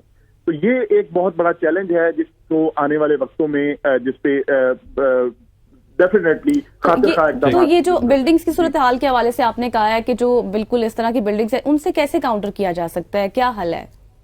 جی میم, وہی گزارش میں نے کی نا کہ جو اس میں پبلک سیکٹر کی گورنمنٹل بلڈنگز ہیں ان پہ تو کافی حد تک کام ہو چکا, لیکن اب پرائیویٹ سیکٹر میں دور دراز پورے پنجاب میں سب سے بڑا پروونس ہے, 36 اس کے ڈسٹرکٹس ہیں. اب کس گاؤں میں کس جگہ پہ چیزوں کو, اور اس میں پھر وہی دوبارہ ایک دفعہ اس میں فائنینشیل اور وہ اکنامک فیکٹر بھی ہے کہ اگر وہاں پہ چھت مضبوطی سے نہیں بنائی جا رہی تو ڈیفینیٹلی وہ ایک چیلنج تو پوز کرے گا ہی کرے گا. اور یہی وجہ ہوئی ہے کہ 60 ڈیتھس تقریباً 40 دنوں کے اندر اندر ہمیں ایکسپیرینس کرنے کے ملی. لیکن میں ایک دفعہ آپ کے توسط سے یہ ضرور دوبارہ عوام سے گزارش کروں گا کہ آنے والے دنوں میں بھی, کیونکہ بارش اور تھنڈر اسٹارمز یہ پریڈکٹڈ ہیں, اور ہم نے آلریڈی دیکھا کہ اپریل کے 1 مہینے میں صرف آسمانی بجلی گرنے سے 26 قیمتی جانوں کا نقصان ہوا پنجاب میں. تو اگر ہم ان دنوں میں اپنی جو موومنٹ ہے اس کو محدود کریں گے, اور خاص طور پہ بچوں کو اور ولنریبل گروپس کو اگر ہم یہ بجلی کی تاروں, کھمبوں اور ان سے ہم بچیں گے اور اپنا یہ لو لائن ایریا سے بچیں گے تو انشاءاللہ اس سے کافی حد تک مدد مل سکتی ہے. جی اچھا عرفان صاحب, مجھے یہ بھی بتائیے گا کہ جس طرح دیہی علاقوں کی غزل نے بات کی تو وہ تو بالکل ٹھیک ہے کہ وہاں پہ حالات خراب ہو جاتے ہیں, لیکن اب میں نے دیکھا ہے کہ بہت سارے پوش علاقے بھی ایسے ہیں جہاں پہ پانی آ جاتا ہے. اور ایک میں آپ سے یہ رہنمائی چاہوں گا کہ آپ دبئی میں دیکھیں, جب سے وہاں پہ وہ فلڈ والی صورتحال تھی, ان کا ایئرپورٹ بند ہو گیا, اس کے بعد وہ پراپرلی اپنے ڈرینیج سسٹم کو ٹھیک کر رہے ہیں. تو کیا گورنمنٹ لیول پہ آپ گورنمنٹ کو یہ سجیشن دیں گے کہ جن جن علاقوں میں پانی آ جاتا ہے وہاں پہ ڈرینیج سسٹم کو بہتر کیا جائے؟ اقدامات ہونا چاہیے. جی بالکل, یہ بھی اگین ویری پرٹیننٹ ایسپیکٹ جو آپ نے ہائی لائٹ کیا. لیکن آپ دیکھیں لاہور میں ہمیں جو سب سے بڑا ہمارا میٹروپولیٹن اور اربن سینٹر ہے, یہاں پہ آلریڈی 6 جو under ground water storage reservoir وہ بنے ہوئے ہیں. اب مزید government of Punjab, chief minister Punjab نے 10 مزید ریزروائرز ان تمام جو ایریاز ہیں جہاں پہ پانی ایکومولیٹ ہوتا ہے اور ہمارے ولنریبل پوائنٹس ہیں as far as Lahore is concerned, تو یہ 10 مزید بھی بننے جا رہے ہیں جو اسی فائنینشیل ایئر میں. اور آئی ہوپ کہ ان کے بننے کے بعد لاہور کمپلیٹلی اس چیز سے انشاءاللہ پاک ہو جائے گا کہ یہاں پہ کبھی بھی اربن فلڈنگ کا فینومینا وہ ہو سکتا ہے. لیکن یہ آپ کی بات بالکل ٹھیک ہے کہ اس میں اس کا الٹیمیٹ حل یہی ہے کہ تمام جو لو لائن پوائنٹس ہیں ان میں اس طرح کی میئرز لی جائیں تاکہ یہ فیوچر میں اربن فلڈنگ کا فینومینا کمپلیٹلی روٹ آؤٹ ہو جائے. جی اچھا، یہ لاہور میں ہی فوکس ہے سر یا پورے پاکستان پورے پنجاب میں بھی ہے؟ کیونکہ پنڈی میں، لیکن کراچی کی صورتحال یہ کہ وہاں تو بارشیں پنجاب کے وہ ہیں پی ڈی ایم اے کے، لیکن جس طرح غزل نے بتایا نا کہ بڑے شہر ہیں، لاہور ہو گیا، پھر پنڈی کی مثال لے لیجئے. پنڈی میں بعض علاقوں میں جو سادقہ آباد کا علاقہ ہے وہ پورا ہی ڈوب جاتا ہے. تو یہ جو ڈفرنٹ شہر ہیں ان کے حوالے سے بھی کوئی کام ہو رہا ہے؟ جی بالکل، واساز نے اس طرح کے پروجیکٹس جو ہیں وہ پورے پنجاب میں وہ ہیں. لاہور کا میں نے آپ کو جیسے ذکر کیا، اسی طریقے سے پنڈی میں آپ نے دیکھا پرسوں کی کل کی جو میجر بارش تھی وہ بھی نالا لئی کے بار بار ڈیسلٹنگ کی وجہ سے کل اس پہ تقریباً 23 سے 24 فٹ تک پانی آیا، لیکن الحمدللہ اس میں کوئی کسی قسم کی اننڈیشن نہ ہوئی. تو جو اس میں شارٹ ٹرم ہے وہ یہی ہے کہ جو ڈی سلٹنگ ہے وہ اس کو روٹین میں اور ریگولر پیٹرن پہ وہ ہوتی رہے، اور لانگ ٹرم میں یہی ہے کہ اس طرح کے تمام لو لائن ایریاز میں کچھ اس طرح کی میئر جس میں انڈر گراؤنڈ واٹر ریزروائرز ہیں، اسٹوریجز ہیں، اس طرح کی بنائی جائیں کہ اس پانی کو نہ صرف یہ رین ہارویسٹنگ کے طور پہ بھی کام آئے بلکہ یہ اربن فلڈنگ کی جو نیوسنس ہے اس سے بھی بچنے میں مددگار ثابت ہو. تھینک یو عرفان صاحب. تھینک یو سو مچ. عرفان کاٹیا صاحب ہمارے ساتھ موجود تھے اور وہ یہ تھے کہ جو مونسون کا سپیل ہے اور جو خدشہ ظاہر کیا جا رہا ہے، جو صورتحال ہے اس سے کیسے بچا جا سکتا ہے، حفاظتی اقدامات کیا کیا ہو سکتے ہیں اور کہاں کہاں پر حکومت اور جو واسا کا عملہ ہے وہ کیا اقدامات کر رہا ہے، یہ تمام تر صورتحال سے انہوں نے ہمیں آگاہ کیا ہے. بہت شکریہ ان کا. لیکن یہاں وقت کا ایک چھوٹی سی بریک کا. ویلکم بیک ٹو صبح کی سوچ. اب ایک ایسا سیگمنٹ ہے جو کہ زبان زدیام ہے غزل. بالکل، اور سب لوگ انٹرسٹنگ سے اس کو دیکھتے بھی ہیں اور سنتے بھی ہیں. آپ بھی جنات پہ یقین کرتی ہیں؟ کرتی ہیں؟ میرے ساتھ بیٹھی میری کو ہوسٹ جنات پہ یقین کرتی. جنات کے حوالے سے آج بات کریں گے، لیکن پہلے میں آپ کو اپنا نمبر بتا دوں. ہمارے جو مہمان ہوں گے ان سے آپ سوال بھی کر سکتے ہیں. 051-890-1008 051-890-1008 یہ اسکرین پہ بھی آپ کو نمبر آ رہا ہے. آج جنات کی جو کہانی ہے یہ ہم جانیں گے اور اس کے آپ کے سامنے دونوں آسپیکٹس رکھیں گے. اگر جنوں پر یقین کی بات کی جائے تو یہ کوئی آپ اکیلے نہیں ہوں گے.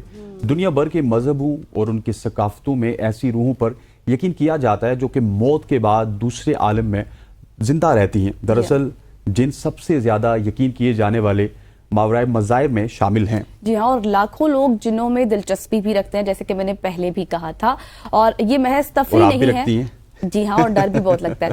اور یہ ایک تفریح نہیں ہے بلکہ 2019 کی اگر ہم بات کریں تو وہاں پر 46% امریکی کہتے ہیں کہ وہ واقعی جنوں پر یقین رکھتے ہیں. لیکن اگر ایک اسلامی نقطہ نظر سے ہم بات کریں تو اس کا جائزہ لیا جائے تو قرآن و حکیم کی جو سورہ ہے، سورہ حجر میں، اس میں بھی یہ ذکر آتا ہے کہ اور ہم نے انسان کو کھنکتے ہوئے گارے سے پیدا کیا اور جنوں کو اس سے بھی پہلے بدوئے کی آگ سے پیدا کیا ہے. تو قرآنی حوالہ بھی ہمارے پاس موجود ہے.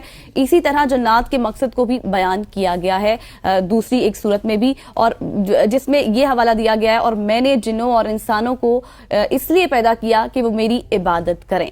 جی ہاں، اور سورہ زاریات کا بھی آپ نے ذکر کیا، سورہ حجر کا بھی ذکر کیا، اور اسی حوالے سے ہمارے ساتھ موجود ہیں اسلامی اسکالر ہیں. آپ نے دیکھا ہوگا کہ وہ ہمیں اکثر ہمارے پروگرام میں جوائن کرتے ہیں. Mufti Asad sahab, sir thank you very much for joining us. لیکن اس دفعہ مفتی صاحب کے ساتھ ساتھ ہمارے پاس سائیکالوجسٹ بھی موجود ہیں کہ سائیکی کیا کہتی ہے اس حوالے سے، اور اس حوالے سے ہمیں جوائن کیا طلال زبیر صاحب نے. سر آپ کا بھی بہت بہت شکریہ. پہلے تھوڑا سا غزل اسلامی پوائنٹ آف ویو کی طرف چلتے ہیں. جی بالکل. مفتی صاحب، میں آپ سے سب سے پہلا سوال یہی کرنا چاہتی ہوں کہ آخر جنات ہیں کیا اور جنوں کی تخلیق کب اور کس طرح ہوئی ہے؟ جس طرح ہم نے قرآنی حوالہ تو دیا ہے، لیکن آپ اس کو تھوڑا سا الیبوریٹ کر کے بتائیں ہمارے دیکھنے والے کے لیے بھی اور ہمارے لیے بھی.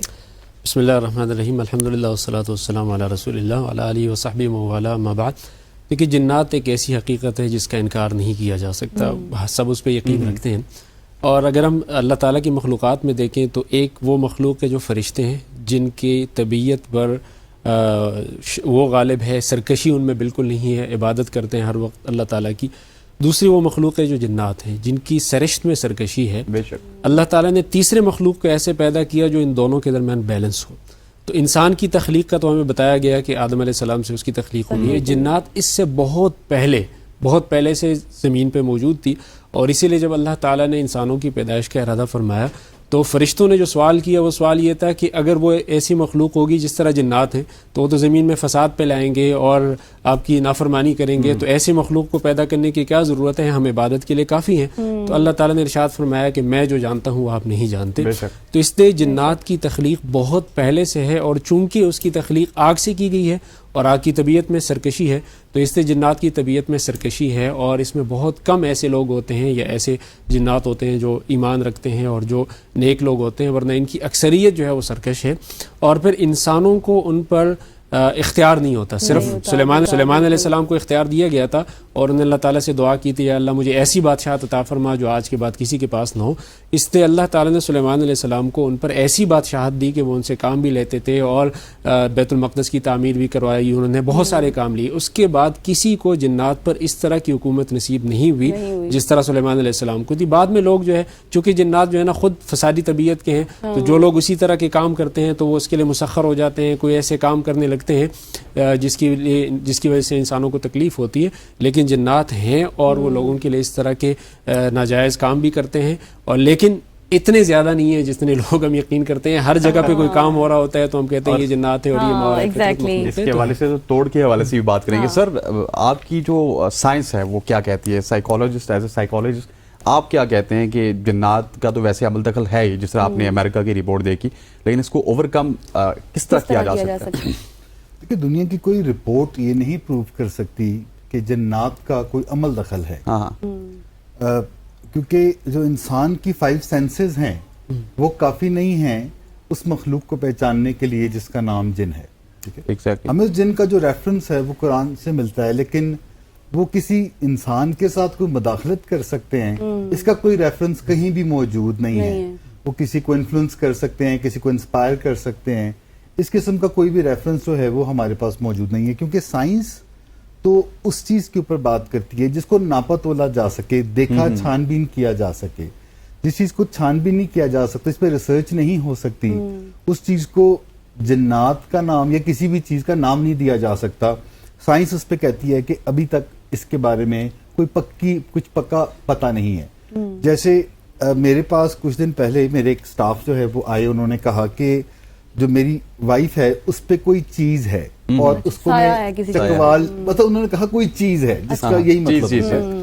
تو ان کو کہا میں چکوال لے کے جا رہا ہوں. تو میں نے کہا ان کا مسئلہ کیا ہے، ان کے سمٹمز کیا ہیں. تو انہوں نے مجھے بتایا کہ یوں اس کے منہ سے جھاگ آتی ہے، اس کی زبان دانتوں میں آ کے لاک ہو جاتی ہے، اس کے ہاتھ پیر مڑ جاتے ہیں اور وہ بہت بھاری سی آوازیں نکالتی ہے.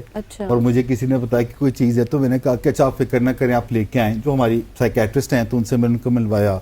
انہوں نے ان کو ایک دوائی دی جو کہ اینٹی ایپلیکٹک تھی، ایپیلیپسی کا اس کو مسئلہ تھا. تو وہ دوائی دی تو 3 دن کے بعد وہ بالکل یعنی کہ نارملائز ہو گیا سارا معاملہ. اور میں نے کہا کہ 2 سال تک ڈاکٹر نے کہا آپ نے دوائی کھانی ہے تو پھر آپ کو چانسز ہیں کہ ایپیلیپسی دوبارہ نہیں آئے گی. اور ایسے بے شمار ہی کیسز جو کہ پہلے کسی کو جب کینسر ہوتا تھا اور لوگ سوکھ جاتے تھے، یا کسی کو پہلے ڈائبٹیز کے اندر لوگ سوکھ جاتے تھے اور اس بیماری کے بارے میں لوگوں کو علم نہیں تھا. کیونکہ جب لوگوں کو کسی چیز کے بارے میں علم نہیں ہوتا تو وہ خود سے پرسیپشنز بنا لیتے ہیں، ایسی چیز کے اوپر نام ڈال سکتے ہیں جس کو ویریفائی نہ کیا جا سکے. تو یہ انسان کی فطرت کا حصہ ہے کہ جب وہ کسی بات کو ویریفائی نہیں کر پاتا تو وہ اس کو کسی غائب کے اوپر جو دیکھا سمجھا سنا نہ جا سکے. پلس جنات جو ہیں یہ لوگوں کے بہت بڑے معاش کا ذریعہ بھی ہے. لوگ جن نکالتے ہیں، لوگ جنوں کو حاضر کر لیتے ہیں، اور بڑے کمال وہ لوگ ہیں. اتنی سپر نیچرل پاورز ان کو اللہ تعالیٰ نے دے دی ہوتی ہیں کہ وہ ان کے پاس کوئی ایسی سینس ہوتی ہے جو کہ عام لوگوں کے پاس نہیں ہوتی، جو کہ حواس خمسہ اس کو 5 سینسز جو ہم کہتے ہیں. بڑی کمال کی بات کر دی کہ ہر بندے کو سایہ ہے اور ہر بندے کو جادو ہے. हमारे दिमाग में बैठा हुआ है, किसी के साथ कुछ बुरा हो जाए जादू, हम कहते हैं जादू है। हम वेरीफाई नहीं करते। आप देखें ना कि अगर कोई हमें कहता है कि आपका कान कुत्ता ले गया, तो हम कुत्ते के पीछे दौड़ लगा देंगे, हम ये नहीं चेक करते कि हमारा कान वाकई साथ है या नहीं। सो जब तक हमें किसी चीज का पक्का पता ना हो, उसके ऊपर बात करना जो है, ये मुझे लगता है कि हम गुमराही फैलाते हैं, इसके अंदर हम नॉलेज नहीं दे रहे होते। नॉलेज नहीं है और सारा मसला जो है वो वेरीफाई का है। तो मुफ्ती साहब आप इस पर क्या कहेंगे? जैसे कि सर ने कहा है कि लोग जो है ना वो वेरीफाई नहीं करते, सारी परसेप्शंस का मामला होता है, तो फिर किस तरह इस चीज को जो है वो सूरत हाल को देखा जा सकता है इस्लामिक पॉइंट ऑफ व्यू से? देखिए यहाँ पे दो चीज़ें, एक ये कि अगर 100 लोग आपके पास आते हैं और कहते हैं हमारे ऊपर जिन्नात का मसला है, तो हो सकता है कि उसमें 99 हो ही ना, लेकिन इसका मतलब ये नहीं है कि वो बिल्कुल नहीं है। बिल्कुल नहीं है। और अगर हम ये बुनियाद बना लें कि जिस चीज़ को हम वेरीफाई कर सकें, यानी 5 सेंसेस हैं, तो जाहिर सी बात है कि बहुत सारी चीज़ें ऐसी हैं जिनको हम 5 सेंसेस से नहीं देख सकते। तो कुछ चीज़ जैसे हम आँख से कोई चीज़ देख सकते हैं, उसके बाद हम नहीं देख सकते, तो कान से हम कोई आवाज़ सुन सकते हैं, फिर उसके बाद हम अक्ल से कर सकते हैं, फिर उसके बाद हमारे पास कोई सच्ची खबर होती है तो उसके बारे में हम बहुत सारी चीज़ों को आइडेंटिफाई कर सकते हैं। ये हम देख नहीं सकते। और अगर हम साइंस की बात करें तो ये भी है कि साइंस में एवोल्यूशन होती रहती है। बहुत सारी चीज़ों जो आज से 100 साल पहले जिस पर साइंस बिलीव नहीं करती थी, आज उसको बिलीव किया जा सकता है। आज से 1000 साल पहले ये कोई इमेजिन ही नहीं कर सकता था कि अमाल को कैसे तोला जाएगा, नमाज को कैसे तोला जाएगा। फिर साइंस ने प्रूव किया कि आप हवा के अंदर ह्यूमिडिटी को भी वो कर सकते हैं, फ्रीक्वेंसी को भी वो कर सकते हैं, सारी चीज़ें कर सकते हैं। तो इसलिए हमने ये बात डॉक्टर साहब ठीक है कि इतना नहीं है जितना लोग कह रहे हैं, हर बंदे पे साया, हर बंदे पे जादू है। हो सकता है 1000 में लाख में कोई एक हो। और वो चूंकि उसमें हमारे पास जो रेफरेंस है, रेडी रेफरेंस है, कुरान हदीस का है, और उसमें बताया गया, अल्लाह ताला ने बताया है कि जिन्नात को हमने पैदा किया है और आग से पैदा किया है। और फिर जो शैतान है वो जिन है, यानी जिन्नात की उसमें से। और शैतान को हमारे ऊपर अल्लाह ताला ने ताकत दी। ये ताकत इतनी नहीं है कि वो आपको हाथ से पकड़ के किसी काम के पीछे ले जाके आपको, लेकिन वो आपको तरगीब देता है, आपको वर्गलाता है, और वर्गलाने के बाद आप वो काम कर लेते हैं, आपके दिल में वसवसा डालता है। अब शैतान जो आपके दिल में वसवसा डालता है वो हमें नजर नहीं आता। लेकिन चूंकि अल्लाह ताला ने बताया है और हमें पता भी लग रहा होता है, और शैतान आपको वर्गलाता है, आपका नफ्स आपको वर्गलाता है, तो अगर हम इन पैरामीटर्स की बात करें तो जाहिर सी बात है कि उसमें नजर नहीं आता। और ये बात बिल्कुल वजह है कि लोग अक्सर बेजा तौर पे इस तरह की चीज़ों को प्रिज्यूम कर लेते हैं और उसके पीछे चल पड़ते हैं। अच्छा, ये बताइएगा कि जिन्नों में भी कोई इस तरह की इकसाम है कि कोई हमने सुना है कि कुछ जिन मुसलमान होते हैं, जी कुछ जिन हिंदू होते हैं, और जो मुसलमान जिन होता है क्या वो अच्छा होता है? देखिए सूरह जिन में अल्लाह ताला ने खुद बताया है, और हदीस में भी आता है कि जिन्नात हुजूर अकरम सल्लल्लाहु अलैहि वसल्लम के आने से पहले बहुत सारी चीज़ों को सुन लेते थे। फिर जब हुजूर अकरम सल्लल्लाहु अलैहि वसल्लम की आमद हुई, कुरान में भी इसका जिक्र है, तो उसके बाद उनका दाखिला ऊपर की जानिब बंद हो गया।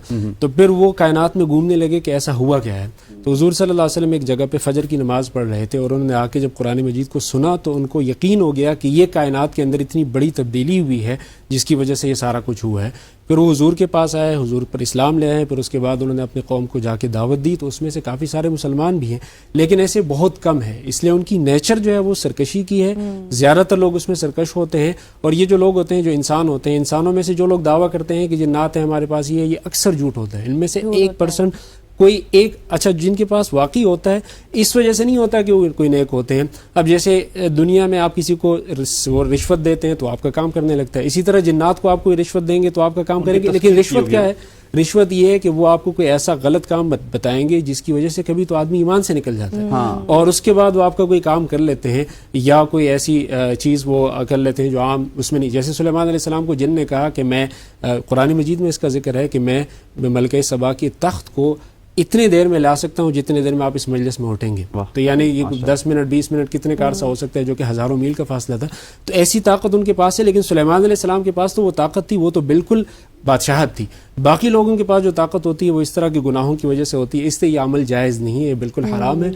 और इसमें अगर कोई ऐसा अमल हो उसकी वजह से ये भी ईमान का भी खतरा लायक हो सकता है। मतलब इतना कुछ नहीं होता जितना लोग बता देते हैं। ठीक है, मुफ्ती साहब हमारे साथ एक कॉलर भी मौजूद है, आमिर कराची से हमें ज्वाइन कर चुके हैं। बहुत शुक्रिया आमिर, आपने कॉल की। कहिए क्या पूछना चाहते हैं? हमारे साथ मुफ्ती साहब भी मौजूद हैं और जुबैर साहब भी मौजूद हैं। जी अस्सलाम वालेकुम।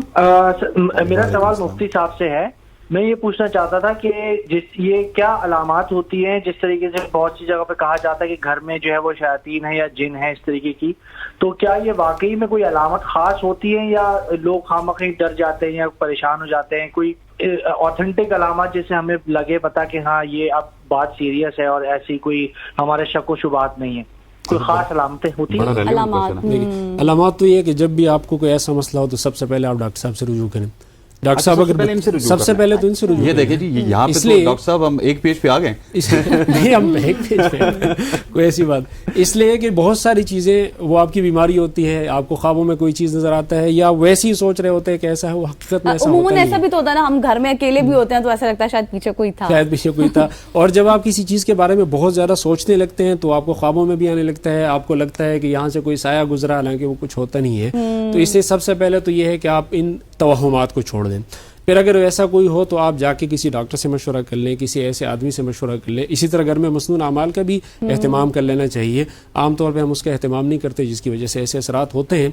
तो उसके बाद अगर इन सारी चीज़ों में आइडेंटिफाई नहीं हुआ, कोई आपको मसला नहीं लगा किसी और फिर भी स्टिल मसला है, तो इसका मतलब ये है कि आप फिर जो है अल्लाह ताला की तरफ रुजू करें। मसनून दुआओं का एहतमाम वो वैसे भी होना चाहिए, रूहानी इलाज भी करवाएं। रूहानी इलाज के नाम पर भी असल में जिस तरह डॉक्टर साहब ने कहा कि इन चीज़ों को नहीं देखा जा सकता, तो मार्केट में इस नाम से दावा करने वाले लोगों की इतनी बहुतात है और ये इतना बड़ा बिजनेस है और आप इसको चेक नहीं कर सकते। तो हर बंदा दावा करता है बाज ये है, वो जिन्नात को हाजिर करता है, ये है वो है, अक्सर चीज़ें झूठ होती हैं।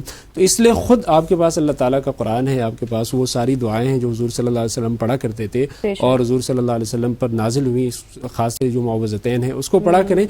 तो इसलिए सबसे पहले आप उसको ज़ाहिरी इस तरह की चीज़ों से देखा करें और किसी डॉक्टर से भी मशवरा करें, अपने घर के किसी बड़े से मशवरा करें। उसके बाद अगर आपको लगे कि फिर भी मसला हल नहीं हुआ तो ऐसी कोई चीज़ हो सकती है, लेकिन उसके लिए खुद कोशिश करें कि आप इस तरह दुआएं पढ़ा करेंगे जिसकी वजह से आपकी हिफाजत हो। ठीक हो गया। मुफ्ती साहब भी हमारे साथ मौजूद हैं, तलाल साहब भी हमारे साथ मौजूद हैं। एक दफ़ा फिर मैं नंबर रिपीट करते चलूँ 0518901008, इस पे आप कॉल कर सकते हैं। आपको कोई मसला दरपेश है तो माहिर नफ्सियात भी हमारे साथ मौजूद हैं और मुफ्ती असद साहब भी आपके सवालों का जवाब देंगे। यहाँ पर वक्त हुआ चाहता है एक शॉर्ट सी ब्रेक का।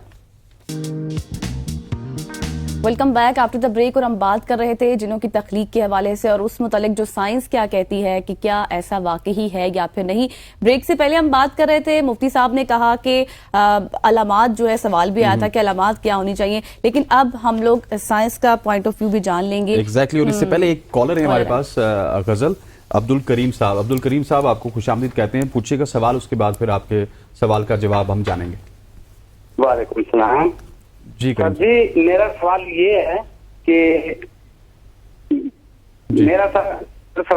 कि मेरे घर में चारपाई रखी है और सारे हम घर के बैठे हैं और चारपाई खुद ब खुद हिलने लग जाती है। अच्छा, तो हम उससे परेशान हो गए। ठीक अब्दुल करीम साहब, अभी आप टीवी ट्यून इन कीजिएगा। सर ये मेरा ख्याल है इसी के हवाले से आप एड्रेस करना चाहते थे, पहले आप एड्रेस कीजिए।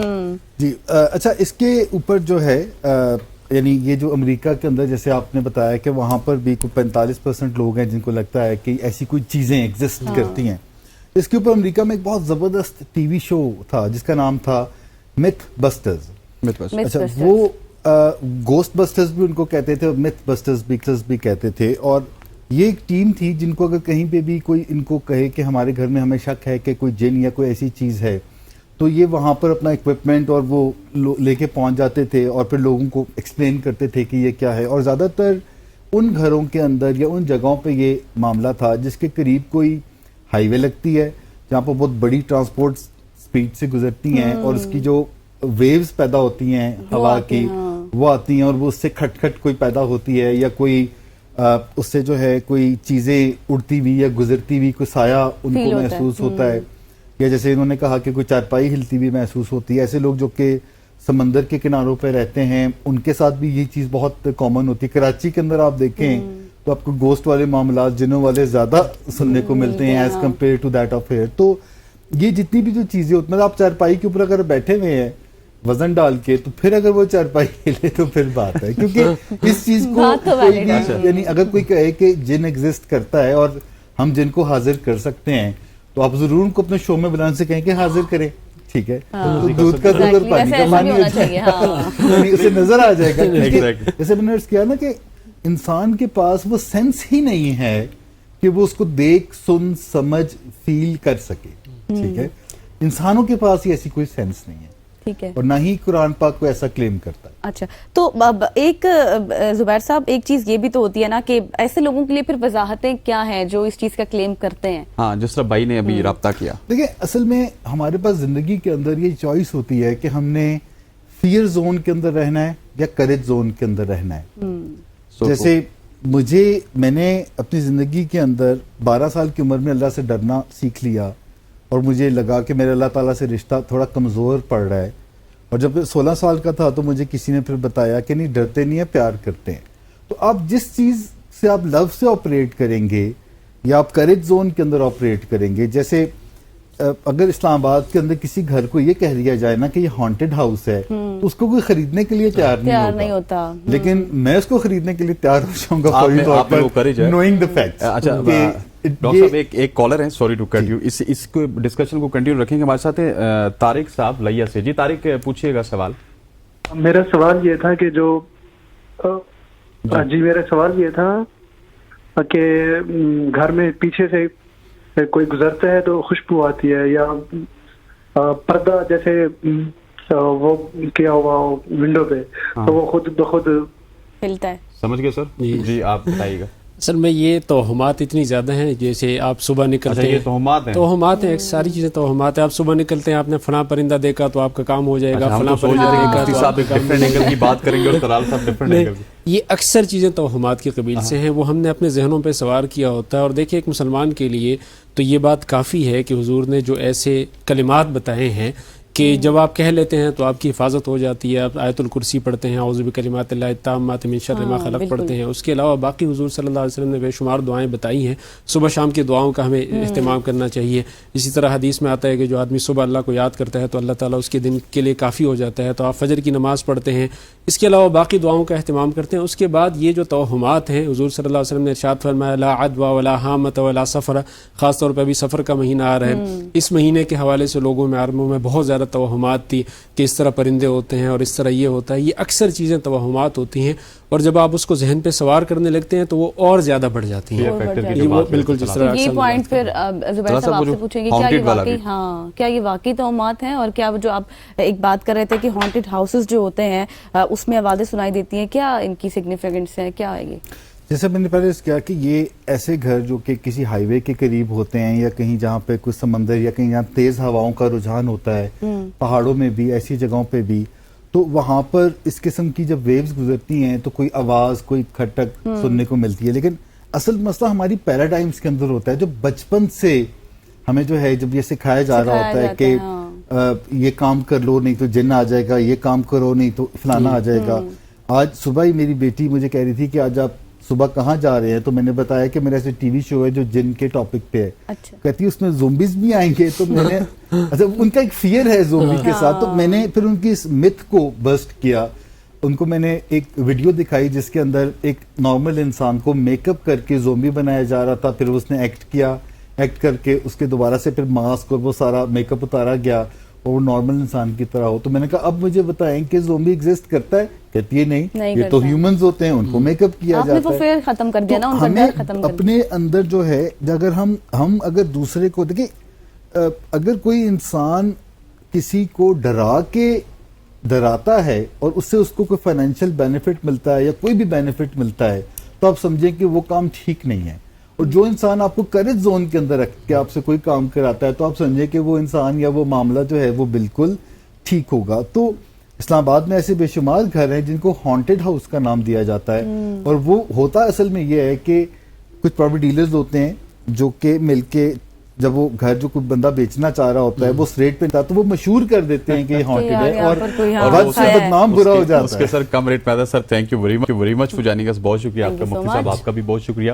خواتین حضرات، یہ جنات کا ٹاپک تھا اور آج کیونکہ ہم ایک ٹاپک کے اوپر اور بھی بات کریں، امتیاز جہاں پہ سب سے بڑی پروڈکٹس رینج دستیاب ہیں وہ بھی بالکل کم پرائزز میں اور اب موجود ہے، 12 شہروں میں اور اس کے تقریباً 29 سٹورز پورے پاکستان میں موجود ہیں. اور آپ نے لینی ہو کوئی بھی چیز، کوئی بھی گروسری ہو، فریش میٹ ہو، سبزیاں ہوں، پھل ہوں، الیکٹرانکس ہوں، فارمیسی میں کپڑے ہوں، میک اپ ہو یا پھر دوسری گھریلو اشیاء، آپ کو سب کچھ ایک ہی چھت کے نیچے ملے گا امتیاز پر، وہ بھی انتہائی مناسب قیمتوں پر. اور یہی وجہ ہے کہ امتیاز سٹورز کو اتنا زیادہ پسند کیا جاتا ہے. جی ہاں، اور آج کل کی اس مہنگائی کے باوجود امتیاز اپنی کم پرائس کی وجہ سے اس کو مینٹین کیے ہوئے، اور صرف یہی نہیں بلکہ امتیاز اس آزادی کے موقع پر اپنے کسٹمرز کو مہنگائی سے آزادی دلانے کے لیے 9 اگست سے 18 اگست تک بے شمار ڈسکاؤنٹس فراہم کر رہا ہے. اور اسی دوران امتیاز دے رہا ہے آپ کو فری شاپنگ جیتنے کا موقع، یعنی کہ 9 اگست سے 18 اگست تک امتیاز کے کسی بھی سٹورز پر صرف 15,000 پر آپ قرآن دازی کے ذریعے جیت سکتے ہیں